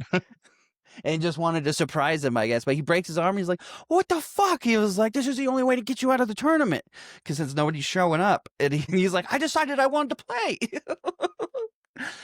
And when he walks up and shows him his broken arm, Walken is just like touching it, moving it. He's like, oh. He's like, oh, it's such a shame. Oh, my goodness. Oh, well, if you decide to join me, send me an email. Says, I have no choice but to declare Carl the winner. And he goes, oh, yeah, this is far from over, Daytona. And you hear somebody go, you suck. And he goes, hey, that was uncalled for. Who said that? That stinks. Yeah, and then that's when Walken says, well, poop, Randy. I was serious about my offer, Kay. Yeah. And then starts he walking says, him back, then just fucking assaults him. Yeah, he says your reputation has preceded you, Agent Rodriguez, and then shows him that there's homing beacons and their name tags that everybody had to put on. And he says the competition will continue. I hope you're a good southpaw. So now they're going to play a 3-point game to the death, and they wait way too long to make this reveal. Like, I don't understand why they waited so long. They're about to start, yeah. But also, like, Wolfstag, like, breaks Randy's, or I guess it's Maggie's father's paddle. He's been using up to this point, yeah. Yeah, he drops it, he snaps it, and then he's like, I don't have a paddle. And Wong's like, game not in paddle, game in you. Use this paddle. It belongs to the greatest player I have ever known. And pulls out his Def Leppard rules paddle. And then he pulls out a boombox that he's had this whole time, apparently. And I love that the selection of the song from Def Leppard is the only one with German in the quote-unquote German in the beginning of it. Gunter Grieben, Glauser Gluben. And then he starts dancing and doing a whole fucking performance, and Wong's dancing. Everybody's nodding their heads. Aisha Tyler's dancing. And then Wong just fucking takes one of the polymer guns out and shoots the fucking boombox. And he waits until now to go shoot the box and goes, slight change in today's programming. The part of Carl will be played by, and then the doors open and reveal Maggie in like the same clothes all the servants are wearing and everything. And Carl's fucking pissed and was like, this is unacceptable. I demand retribution. And then they fucking blow dart him. And he goes, oh, great. Blow dart? Yeah, super. Basically, Maggie tries to not play and is trying to like honorably sacrifice her life, and he just starts like smacking it off her forehead. She's doing flips and shit to try and get out of the way of the ball. And he says, "I love you, Maggie." She says, "I love you, Randy." And Wong gets impatient and fucking is just like, all right, kill them both. Yeah, Fang says, kill them both. She blows a blow dart. Randy catches it with a paddle, like throws it, or she throws a paddle. Yeah, she throws it. Yeah, she throws it, he catches it, and then like it stops the dart. Then Randy throws the fucking paddle with the dart and fucking kills Aisha. I put in all caps, Aisha, no! And she's like, oh, god damn it. And then, George Lucas grabs a gun and goes full Scarface. Yeah, and then he pulls out another homing beacon, and he's like, I didn't sneak in 2 of these for nothing. And I'm like, well, what the fuck? Why didn't you use it earlier when you said the first one didn't work then, you idiot? Like, what the fuck? Maybe he's having a hard time getting it out. I don't know. Also, why is he still alive? Like, it's so weird. But everything pops off. FBI's here. Whole place is getting fucking raided. Randy goes and saves the courtesans who are all screaming like girls, it's fucking... Yeah. Gary tries to kiss him. I agree, you'd save us. And Fang cuts him off. And he goes, hey, wait, you kill me now, we'll never know who Wong's best pupil was. And Wong's like, I think everyone assumes it's Randy. Yeah. Yeah, you hear one of the courtesans go, this rescue sucks, dude. And then Fang goes, huh? He goes, nothing, everything's great. And FBI is breaking in, and they go set up the private table vest game thing. And we'll get to it here in a minute, but the rules that he has programmed into this game don't make any fucking sense. Randy hits a dude with a ball that has the self-destruct sequence thing in his hand, which sets it off. And everybody starts evacuating, and he hits the ball Fang does, and he goes, "What are you doing? It's over. Like, everything's about to blow." He's like, "The table doesn't know that. If we stop playing, it'll kill us both." Why the fuck did you program it that way? And yeah, they start playing, and like Randy thinks he's got Fang by because it bounces on the floor, and it turns out it's like, oh no, you can bounce it off anything. So right there. Makes no fucking sense. He's like, I programmed so you can hit it off any surface. I'm like, then by that logic, when you hit the ball at Randy, Randy could turn around and hit the ball the other direction. And that's a point. Like, why didn't he just do that? He doesn't have to hit it towards him. Yeah, also, we get my favorite part of the movie where Gary is like, I'm going to go save the panda, and runs off, and then comes back later. He's like, Panda's dead. He just keeps running away. By far my favorite part. Oh, so good, yeah. And yeah, they start just ping pong dueling. They go from the room to a bridge in 2 seconds. And it's kind of cool. Again, I just get over obsessed with the rules of the sport, and I'm like, this is bullshit. Yeah, no, and again, the ping pong ball's not bouncing off grass. I don't give a fuck what that ball's made of. Oh yeah, the CGI balls in this get a little ridiculous sometimes. But yeah, then we cut to everyone escaping. George Lopez has the girl that said save me, and one of the badass guards shows up and starts going oh, and it's like, damn, that guy looks tough. Aggie, get him. And she's like, fuck. And she hits him 20 fucking times, and he doesn't react at all.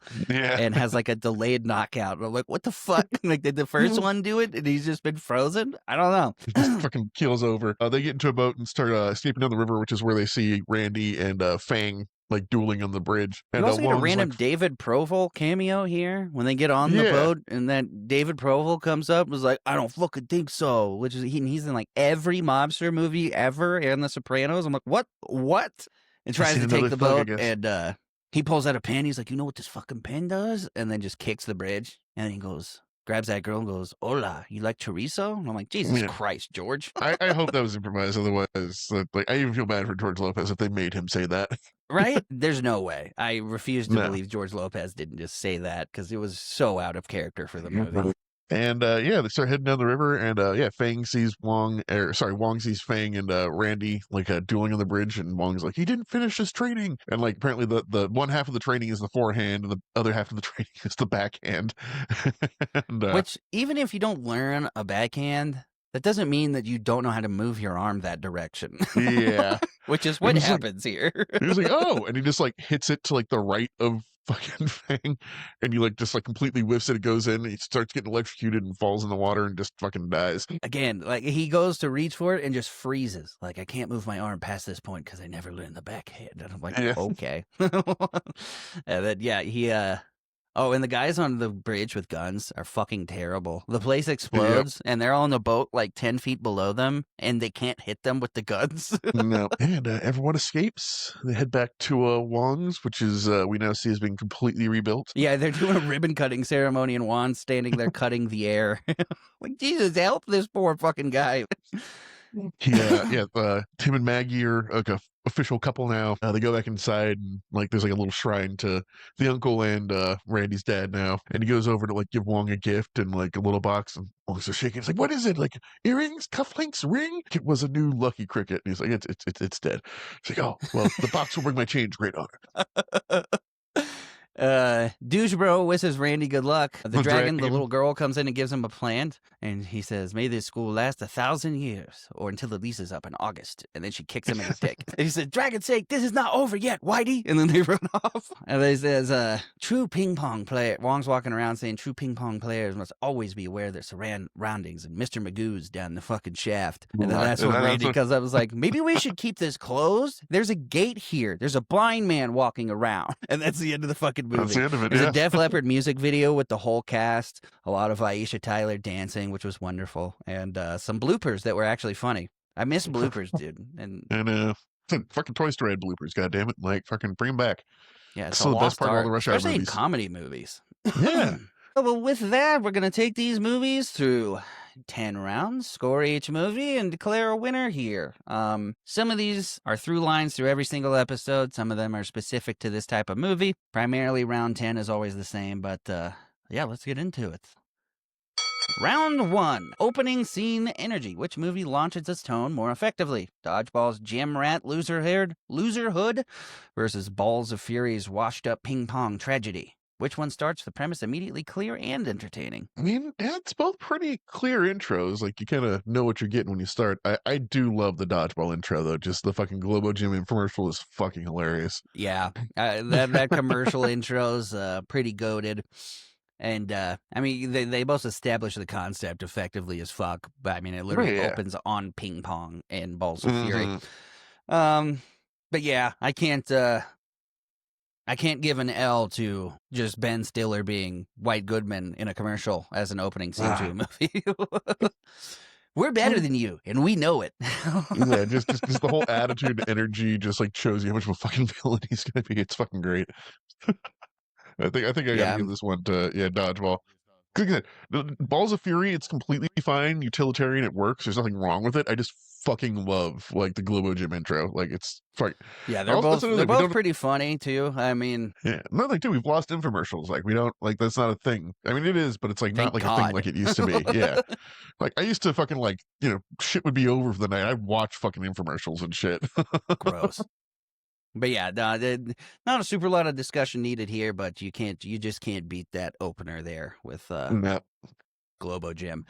So let's God, just get into round two, which is that, best premise execution.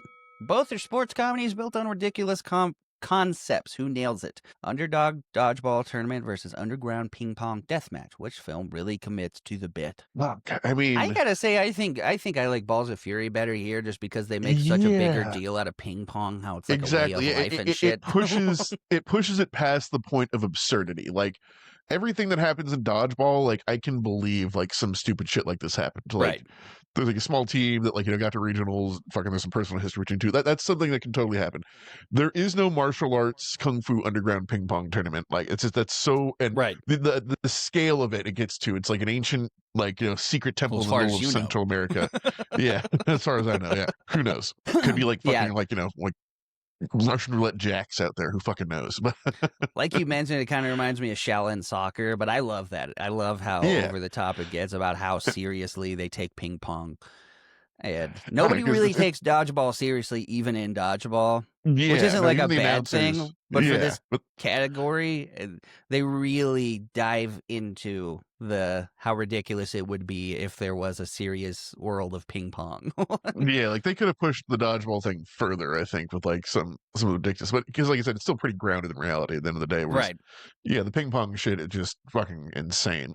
Ping The pong to the little death, like right, and the ball spins, how they're doing it like a basketball, and yeah, yeah, I fucking love it.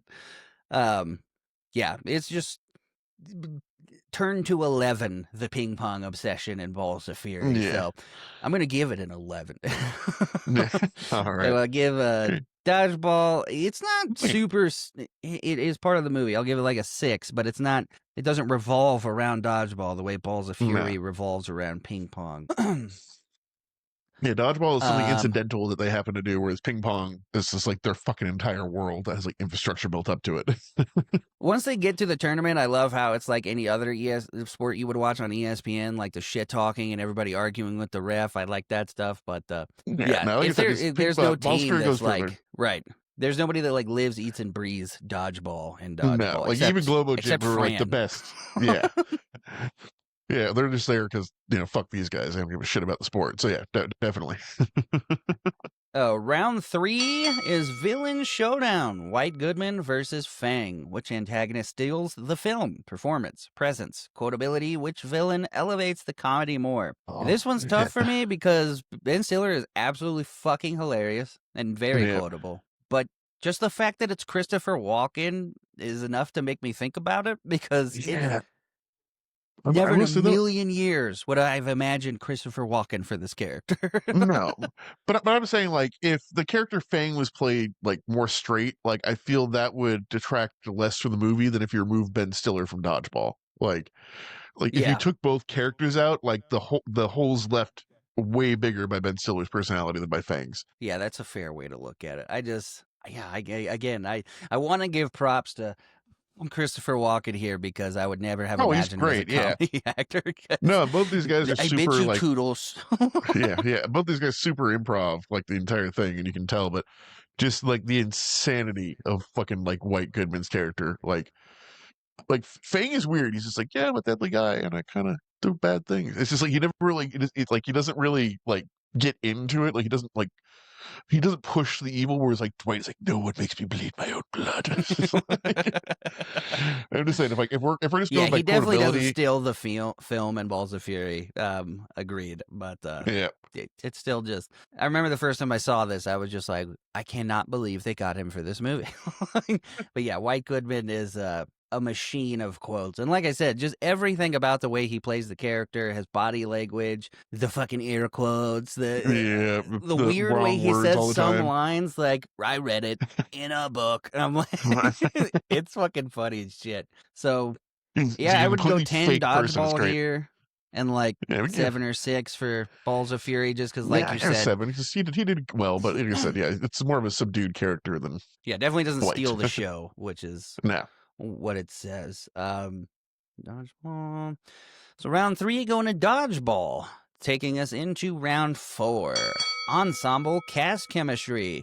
Which crew works better as a comedy unit? The Average Joe's Misfits versus Daytona's martial arts oddballs. Timing, chemistry, and character dynamics. This is a I tough one. just yeah, the only like key argument I have in here is George Lopez is like a fucking like Yep. sour note in an otherwise perfect song. Like, I was thinking the exact same thing. I wish it had been anybody but George Lopez, because that yeah, character's not even that important, but I know no. George Lopez was trying to Well, push his even if they comedy want to, skills. yeah, and if they wanted him in there, he could have been at the beginning and the fucking end of the movie. Like, like he Right. didn't need to be there for anything. All he did was broken arm, and like that, a million other ways that could happen. Yeah, fuck it. So I probably would give this to Balls of Fury if it wasn't for George Lopez, because I Yeah, fucking because Wong love and Gary. fucking I love, but Randy are dude, fucking hilarious. it's really hard for me to, because all the Reno 911 people in this are fucking so funny, and really the only couple people making me laugh in Dodgeball are like Owen, obviously, White Goodman. Yeah, Honestly, Vince Vaughn doesn't make me laugh like ever. Justin Long's fucking funny. He's like great physical comedy in that. Trying to think what else. Yeah, the whole thing with like Owen and Steve the Pirate. Fucking yeah, Dwight's kind of a nothing character. It's kind of just Right. kind of there. Gordon's not super funny most of the time. He's just Yeah, dorky. But I love Carl Wolfstrag. I love Aisha Tyler, Christopher Walken.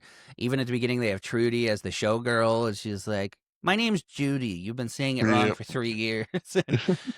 I don't know because it's just like I feel like they hit higher highs in Balls of Fury, but it's just like the George Lopez just fucking kills the energy every time he fucking opens his mouth, dude. He It's like, do does. you like chorizo?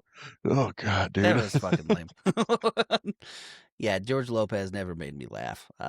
This is hard, man, because Yeah, they got a lot more comedy like I would say B-roll comedy superstars in Balls of Fury that I have loved my whole life. yeah. I mean, yeah, like just I mean, it's bad chemistry, but the chemistry between like Kate and fucking White is fucking great. Just like how fucking revolted she is by him and how he doesn't get it. Yeah. And Vince Vaughn's Uh, good, but he's kind of like a, oh, everything's cool. I'm a nice guy. Like that's his character. and I love Wong in Balls of Fury too. Even his shit is funny Yeah, as fuck. like maybe tie this one. Like it's That's because kind of where I'm at, honestly. Like I said, I yeah, would give it to Balls of Fury if it wasn't for George. If he had been anybody else or just not been in the yeah, movie. hmm yeah, Yeah, definitely I'm would have gone thinking to that. But tie just here. Yeah, I'm going tie here. yeah, I'm thinking just 8-8 because yeah. They're good. Yeah, it's just like I said. There's it's that one element. It's like one wrong flavor and otherwise perfect dish. I have never liked George Lopez. I just want to be Nah. upfront about that to everyone. He's never been funny to me. I did not Yeah. No, like. What was that show he had that had Lowriders, the theme song that came on at like 2 a.m. when we were kids? oh, God. I think it was just called like Lopez or something like that. It was like one of those things. Like Fucking sucked. I hated. And then they revived it, yeah, and I was like, for who? Nobody watched that. That's why it was on at 2 a.m. Round 5 is comedy accuracy hit rate. And this one, I already know what I'm going to pick. But which movie lands more actual laughs, joke volume versus joke effectiveness? How many jokes are bullseyes versus total whiffs? I love Balls of Fury. I'm just telling you yeah, that now. I laughed a lot more during Balls of Fury. Pretty much the only parts I laughed during, I'm not saying anything, it wasn't funny. It was very funny. yeah, But most of the parts I laughed were White Goodman's parts. And yeah. Patches O'Toole, I think his name is. But Patrick Houlihan. Patches O'Houlihan, yeah. What is Yeah, a Peter O'Toole? What is that? that's an I don't know. actor, I think. Okay. But yeah, we may disagree here, but a lot of Balls of Fury. I'm laughing my ass off just because Dan Fogler's just a great comedic actor. I love the like somewhat normal person in a movie of absurdity. That's like great when you're a great comedic actor reacting to absurdity. That makes me laugh a lot. yeah, because I mean, even in Dodgeball, like I love it, and like I said, Ben Stiller's fucking amazing. But like, I don't think like, well, there is Pepper and Cotton though. Like, Ah, fuck. You're right. like that Shit. entire back end is just fucking gold. Like, I don't think there's like a single thing they say that isn't fucking hilarious. Yeah, they nail it. And like I said, Ben Stiller's just gold in this movie. Yeah. But Vince Vaughn isn't. In most of No. for as far as whiffs go, almost everything Vaughn does in anything is a whiff to me. Yeah, no, but Vince Vaughn seemed kind of like a little tranquilized in this movie. Like it was some real good weed right before he fucking got on set or something. But he again, in every movie he's in, he's just Vince Vaughn in that movie. Yeah, like even in the Somebody's Halloween crazy, movie. somebody's weird, and Vince Vaughn is being sarcastic about it. That's the whole thing. Yeah, And yeah, because nothing he really says hits, and he's pretty dim next to Ben Stiller. right. Well, his big joke in the beginning is Ben Stiller's like, "See you losers in Las Vegas." Like, just says a bunch of L words. He's like, "Great alliteration there, bud." And then they Yep. pause. He's like, "Touche." And I'm like, he was the only funny part of that. Ben Stiller doing touche was funny. Vince Vaughn was not funny. Yeah. Trying to think. Yeah, like Steve the Pirate's kind of funny, but that's really just a one note joke. Yeah. Yeah. Oscar's funny, but just because he's such a fucking idiot. Owen's only I- funny part is who is Steve the Pirate. Hank Azaria is fucking hilarious. Fucking, I'll say Justin Long does great physical comedy in this. Yeah. There is a category for that later though. Yeah, I guess I'll hold on to that later. I think Vince Vaughn is all whiffs, which percentage wise. Yeah, it's just really. We got Vince Vaughn versus George Lopez here, basically, and George Lopez isn't the star of the movie, but Vince Vaughn is. So yeah, for me, the jokes hit more when I watch Balls of Fury. Yeah, I just can't think of anything Vince said that was like actually really funny. Like he just kind of tries to be like nice and wholesome the whole time and hits on Kate, and that's like his entire character. Yeah, and a couple quips here and there to Ben Stiller. Like I said, man, it might just be over time and it has lost its funniness to me. But he's the same in every movie, and it's never been. No, like I was just thinking back to like when we did the fucking watch. It's just like it's literally just go and just fucking it's the same character. Like yep, with slightly less energy in this one. Yeah, yeah, like even like I think Vince Vaughn's in like one of the fucking like Halloween movies or something like that. And even then, it's like I'm in Halloween. No, it's there's not. Yeah. I'm thinking a 9 for Balls of Fury here, and an 8 or 7 for Dodgeball. If you disagree, probably we can 7 call it a because tie. like fucking Ben Stiller is fucking just like he carries this movie on his fucking shoulders. Yeah, there's like I said, a lot of cameos in here that are hilarious, but the fact that the star of the movie just doesn't ever make me laugh is a problem. He reminds me of like the brown-haired, like average build fucking video game character that you can like project yourself onto. So with that being said, round 5 goes to Balls of Fury, taking us into round 6. Sports action and set pieces. Whose absurd athletic scenes deliver better entertainment? Dodgeball's tournament chaos versus ping pong kung fu insanity? Which set pieces feel funnier, bigger, and more memorable? And I think this one's easy. I mean, I don't know, just the in Balls of Fury, like a lot of so much of it is CGI. Like it's just people doing this and fucking like they put a ball in where the fucking paddles were, basically. But then they're playing outside, and they have all the kung fu element too. I mean, when you're watching Dodgeball, it's just Dodgeball. Like, there's nothing funny or crazy about the sports aspect of it. It's just the sport. I think it's crazy they built a fucking like an entire actual fucking ESPN arena for this shit. Because I know a lot of the dodgeball stuff too was sure, but CGI. I could see that happening. If they had a regional dodgeball tournament, that's exactly what they would do. They would have a place set up for dodgeball. They did that for a movie. Like there's like one of the facts I'll do later, but like this like for a while was like one of the most expensive sets like in like any sports movie ever. Really? That's cool. Yeah. But yeah, as far as nothing is absurd about the athletic scenes in Dodgeball to me. Nothing is insane or funny about the Dodgeball parts to me. Yeah, it's just Dodgeball. I just like the hits though. Like fucking people getting smacked in the face with fucking balls is just hilarious to me. Yeah. Like some of them I sell it like really good. like I said, I like the over the top serves. I like them screaming up to a tiny little serve. I like the ball spins. I like when they're playing all around the fucking grounds. Like I said, we can tie here, but I'm Eh, 100% going Balls of Fury. I think I might have to tie just because so much of Balls of Fury just like was fake. Like, and I just like it took me out of it. Yeah, like Yeah, when we the can balls get tie like there. super straight. Yeah, like, yeah, just personally, just they actually had to be athletic to do some of that, and we had like the fattest white guy on the earth, fucking. That's the thing. Running I am around. not disagreeing that one's more realistic, but that's not what it's asking. Which one's more absurd? Yeah, that's also better delivered, better entertainment. When I wasn't as entertained by the CGI balls. Next one, which you brought up a couple times, is physical Yes. comedy beatdown. Which movie delivers better physical gags and slapstick moments? Wrenches, dodgeballs, and wheelchairs versus ping pong kung fu craziness. I mean, Dan Fogler, by himself, is in every movie a physical comedy actor. Yeah. But outside of him, there's not much. No, like it's I'm trying to think, like it's like him getting hit in the balls multiple times, him getting hit by The elevator shaft shit. the elevator shaft shit, The tea on the balls. yeah, tea on the balls. What else is there? Chopsticks in the nose.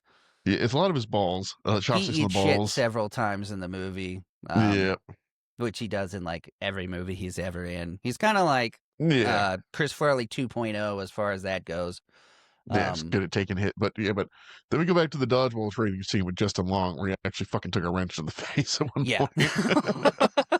I mean, I gotta give him some points just for fucking like no The selling that fucking wrenches, traffic.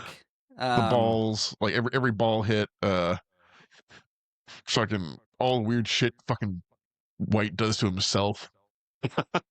Oh yeah, the fucking the nipple Yeah, clamps. and the Yeah. pizza jacket and fucking I got what else is there? There's oh yeah, him getting like fucking like the shit beat out of him by Kate in the fucking wall. I mean, just all the fucking like acrobatics and shit they're doing. Like the Japanese teams like flipping all over the fucking place, like they're doing their fucking Yeah, I'm thinking people like a getting. 10-9 here because I do love Dan Fogler's comedic Yeah, he does a good job. It's just he's the physical only one stuff doing that job.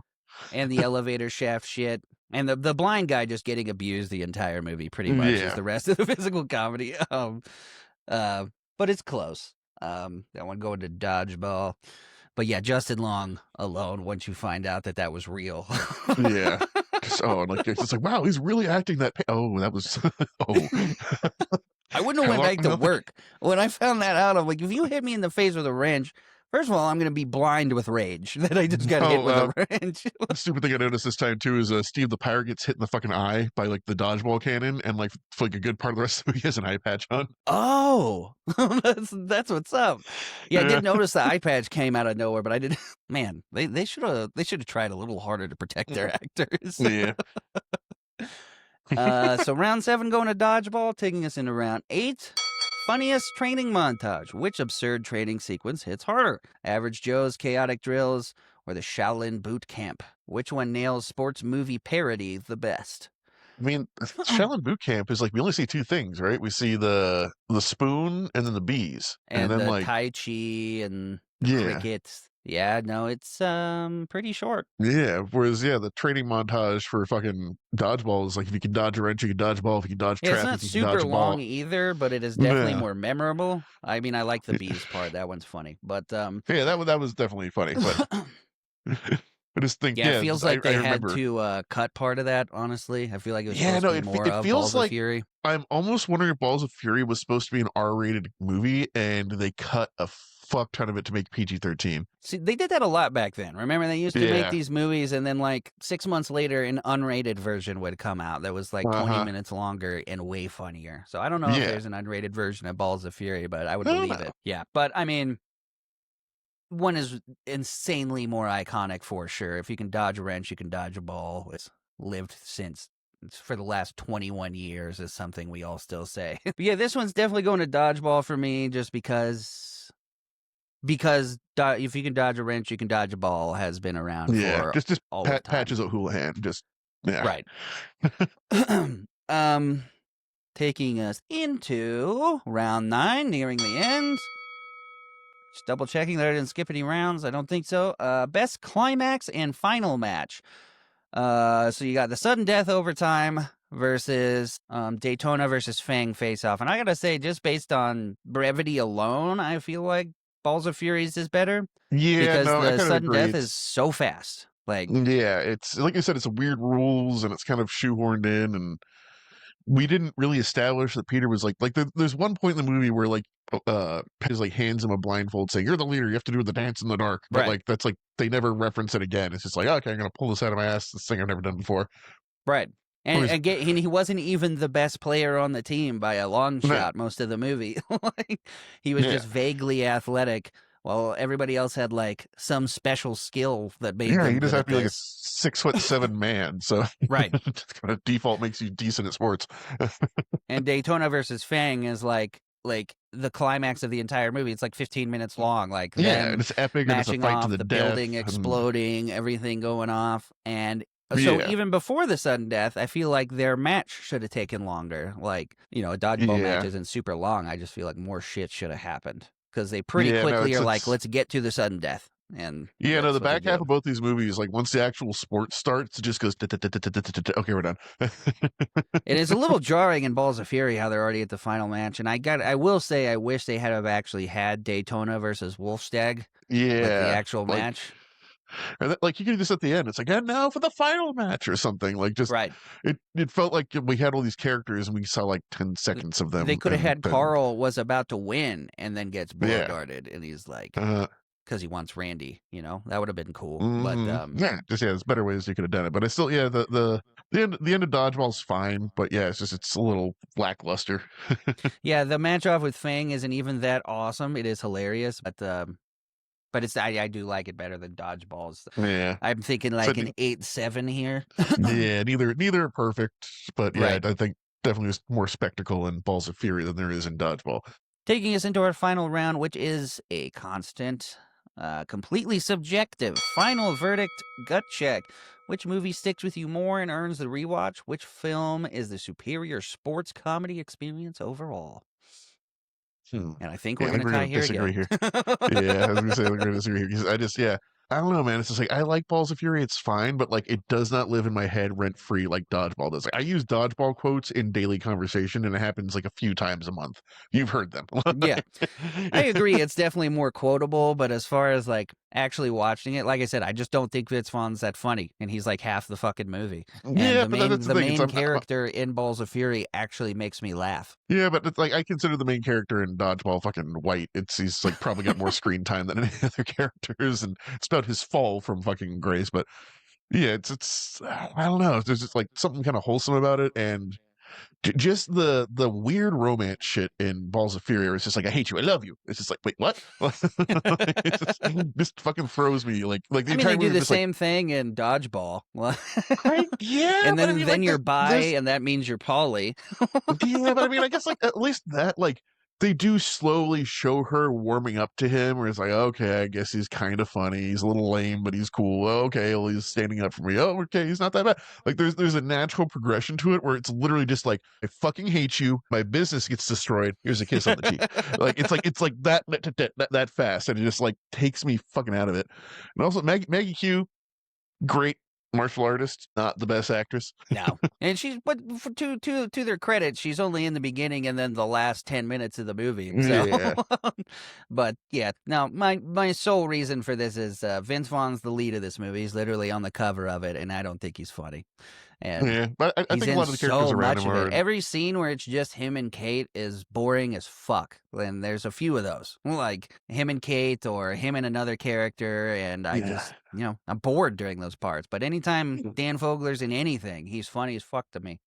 But then Um, George Lopez. I mean, but he's not on the cover of the movie like Vince Vaughn No, is. He's but not he's the in like main every character. fucking scene, standing there just doing fucking nothing. But I can ignore him. That's the thing. I don't have to watch George Lopez and one person that's not funny also in a scene together for 5 minutes. But I understand it has its faults, and Yeah, obviously it got a way lower rating. But I just like the Fernand lead agrees a with me. lot better. And You know, if Yeah, Vince I Vaughn like had the been on. literally anyone else, I might like it better, but he's just not. I don't know. His Yeah, I talk fast and say a quippy line is just I just like overplayed to Ben me. Stiller just makes up for Vince Vaughn for me, and I don't think anyone in the movie makes up for fucking George Lopez for me. So that's kind of where I'm hanging at. Dan Fogler makes up for it for me. He's in a lot more of it, and all the Reno 911 people, Thomas Lennon Yeah, and I wish Trudy they'd for five interacted with each seconds. other more because like they were all just like one. Like I wish the Reno characters had had some bits together instead of just interacting with the main character. It'd been nice. Maybe they didn't want to make it so obvious that this was made by the guy that did Reno 911, which I didn't realize until now. But Yeah, honestly, I would have seen it. Like I fucking love Reno 911. It's fucking hilarious. right. But yeah, I love Hmm. especially the fact that they get in like Patton Oswalt, David Koechner, Toby Huss, Diedrich Bader, fucking the T-1000, Shang Tsung. I love all those people. The fact that they got them all in one movie is insane. Oh, and Terry Crews. It's crazy. Yeah. This is the lowest scoring one we've had thus far, though, between all the ties and everything. It comes to Mhm. 4-3. Dodgeball All is your right. winner. That's the lowest round score. That's the most ties we've ever had. Yeah. I think we both had some strong opinions on these movies. I think we both had different fixations when we were younger, which colored our opinions. But we like to leave you with some fun facts and trivia at the end of the episode. Let's start with the blue corner if you want to do Dodgeball's trivia. Yeah. So, like we mentioned earlier, the fictional channel ESPN 8 The Ocho became such a big thing that it actually became a official sports channel where you can watch things like dodgeball and ping pong and cornhole and all that stuff. Yeah, I love that. Yeah. Apparently, the inspiration for Patches O'Houlihan was to mimic a grumpy, bizarre world Yoda with inspirational lines that only make sense half the time. I wouldn't even say that most of them were inspirational.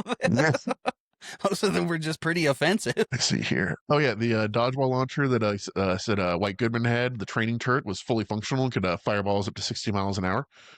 Jesus fucking Christ. I'm And surprised they didn't nobody have believes. more like lines on their faces from the ball. Oh God, I know. And let me see here. Oh, and yeah, most of the hits are real. Actors were encouraged to actually throw within reason, leading to genuine reactions that the director used in the final cuts. I refuse to believe the guy that played Gordon could throw with any kind of force.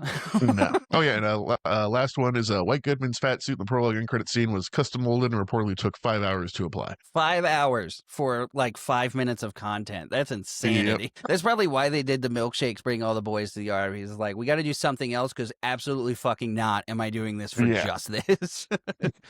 Yeah, I he's gotta hope they got all those shots in one day, fantastic man. in that movie. He's so good. And I Yeah. really wish they would come out and just confirm that this was a sequel to Heavyweights. Like he ran off and made another identity. Just you know what? It doesn't have to be true. It's true in my brain. Well, there's also lore that he's the guy from Heavyweights in Happy Gilmore and another movie where he plays the nursing home guy. Yep. It'd be awesome if it was just a recurring character. Trivia facts for Balls of Fury. As mentioned in the movie, it is forbidden for Wong to teach ping pong to Guilo. This is a reference to Dragon, the Bruce Lee story starring Jason Scott Lee. Bruce was forbidden by the elders to teach martial arts to anyone other than Asians, and Jason Scott Lee appears in Balls of Fury. Also, the another detail I had here is the entire compound was based off of Enter the Dragon. That's great. That makes sense. Apparently. Like, it was really in the vein of Kung Pao and Shaolin Soccer without going that insane. Yep. In separate interviews with both Dan Fogler, Maggie Q, they said they were exhausted for all the training for this movie. George Lopez's character is named Ernie Rodriguez, like his best friend Ernie Cardenas, played by Valant Rodriguez in the show George Lopez. No one cares. Yep. A tie-in game for Balls of Fury was released on Wii and Nintendo DS by Black Lantern. The storyline involves an underground ping pong competition based on the film. The DS version was released in 2007, with Wii versions following. They both So bad.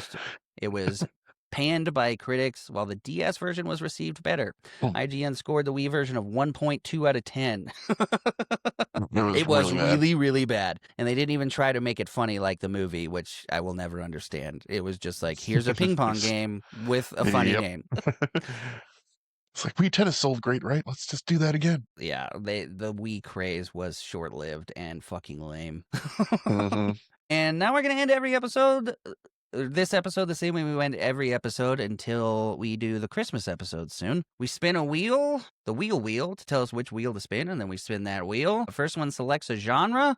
We each have one veto we can use. Which has been fucking us over in the past, so we got to be careful. I liked where we ended on this one. Well, that was no vetoes. And the one before that, we got DBZ, but we landed on horror. I'm using mine if you don't. I don't want to do horror. All right, you can go for it. I'm still getting all the horror from October out of my mouth. Well, we landed on comedy again. Well, it's sports. The last one was sports, not comedy, but this one is comedy. What do you think? We have never landed on the badass section of the wheel, by the way. I just realized that. We finally got a thrillers and twists, and we did do sci-fi, but that was Dragon Ball Z.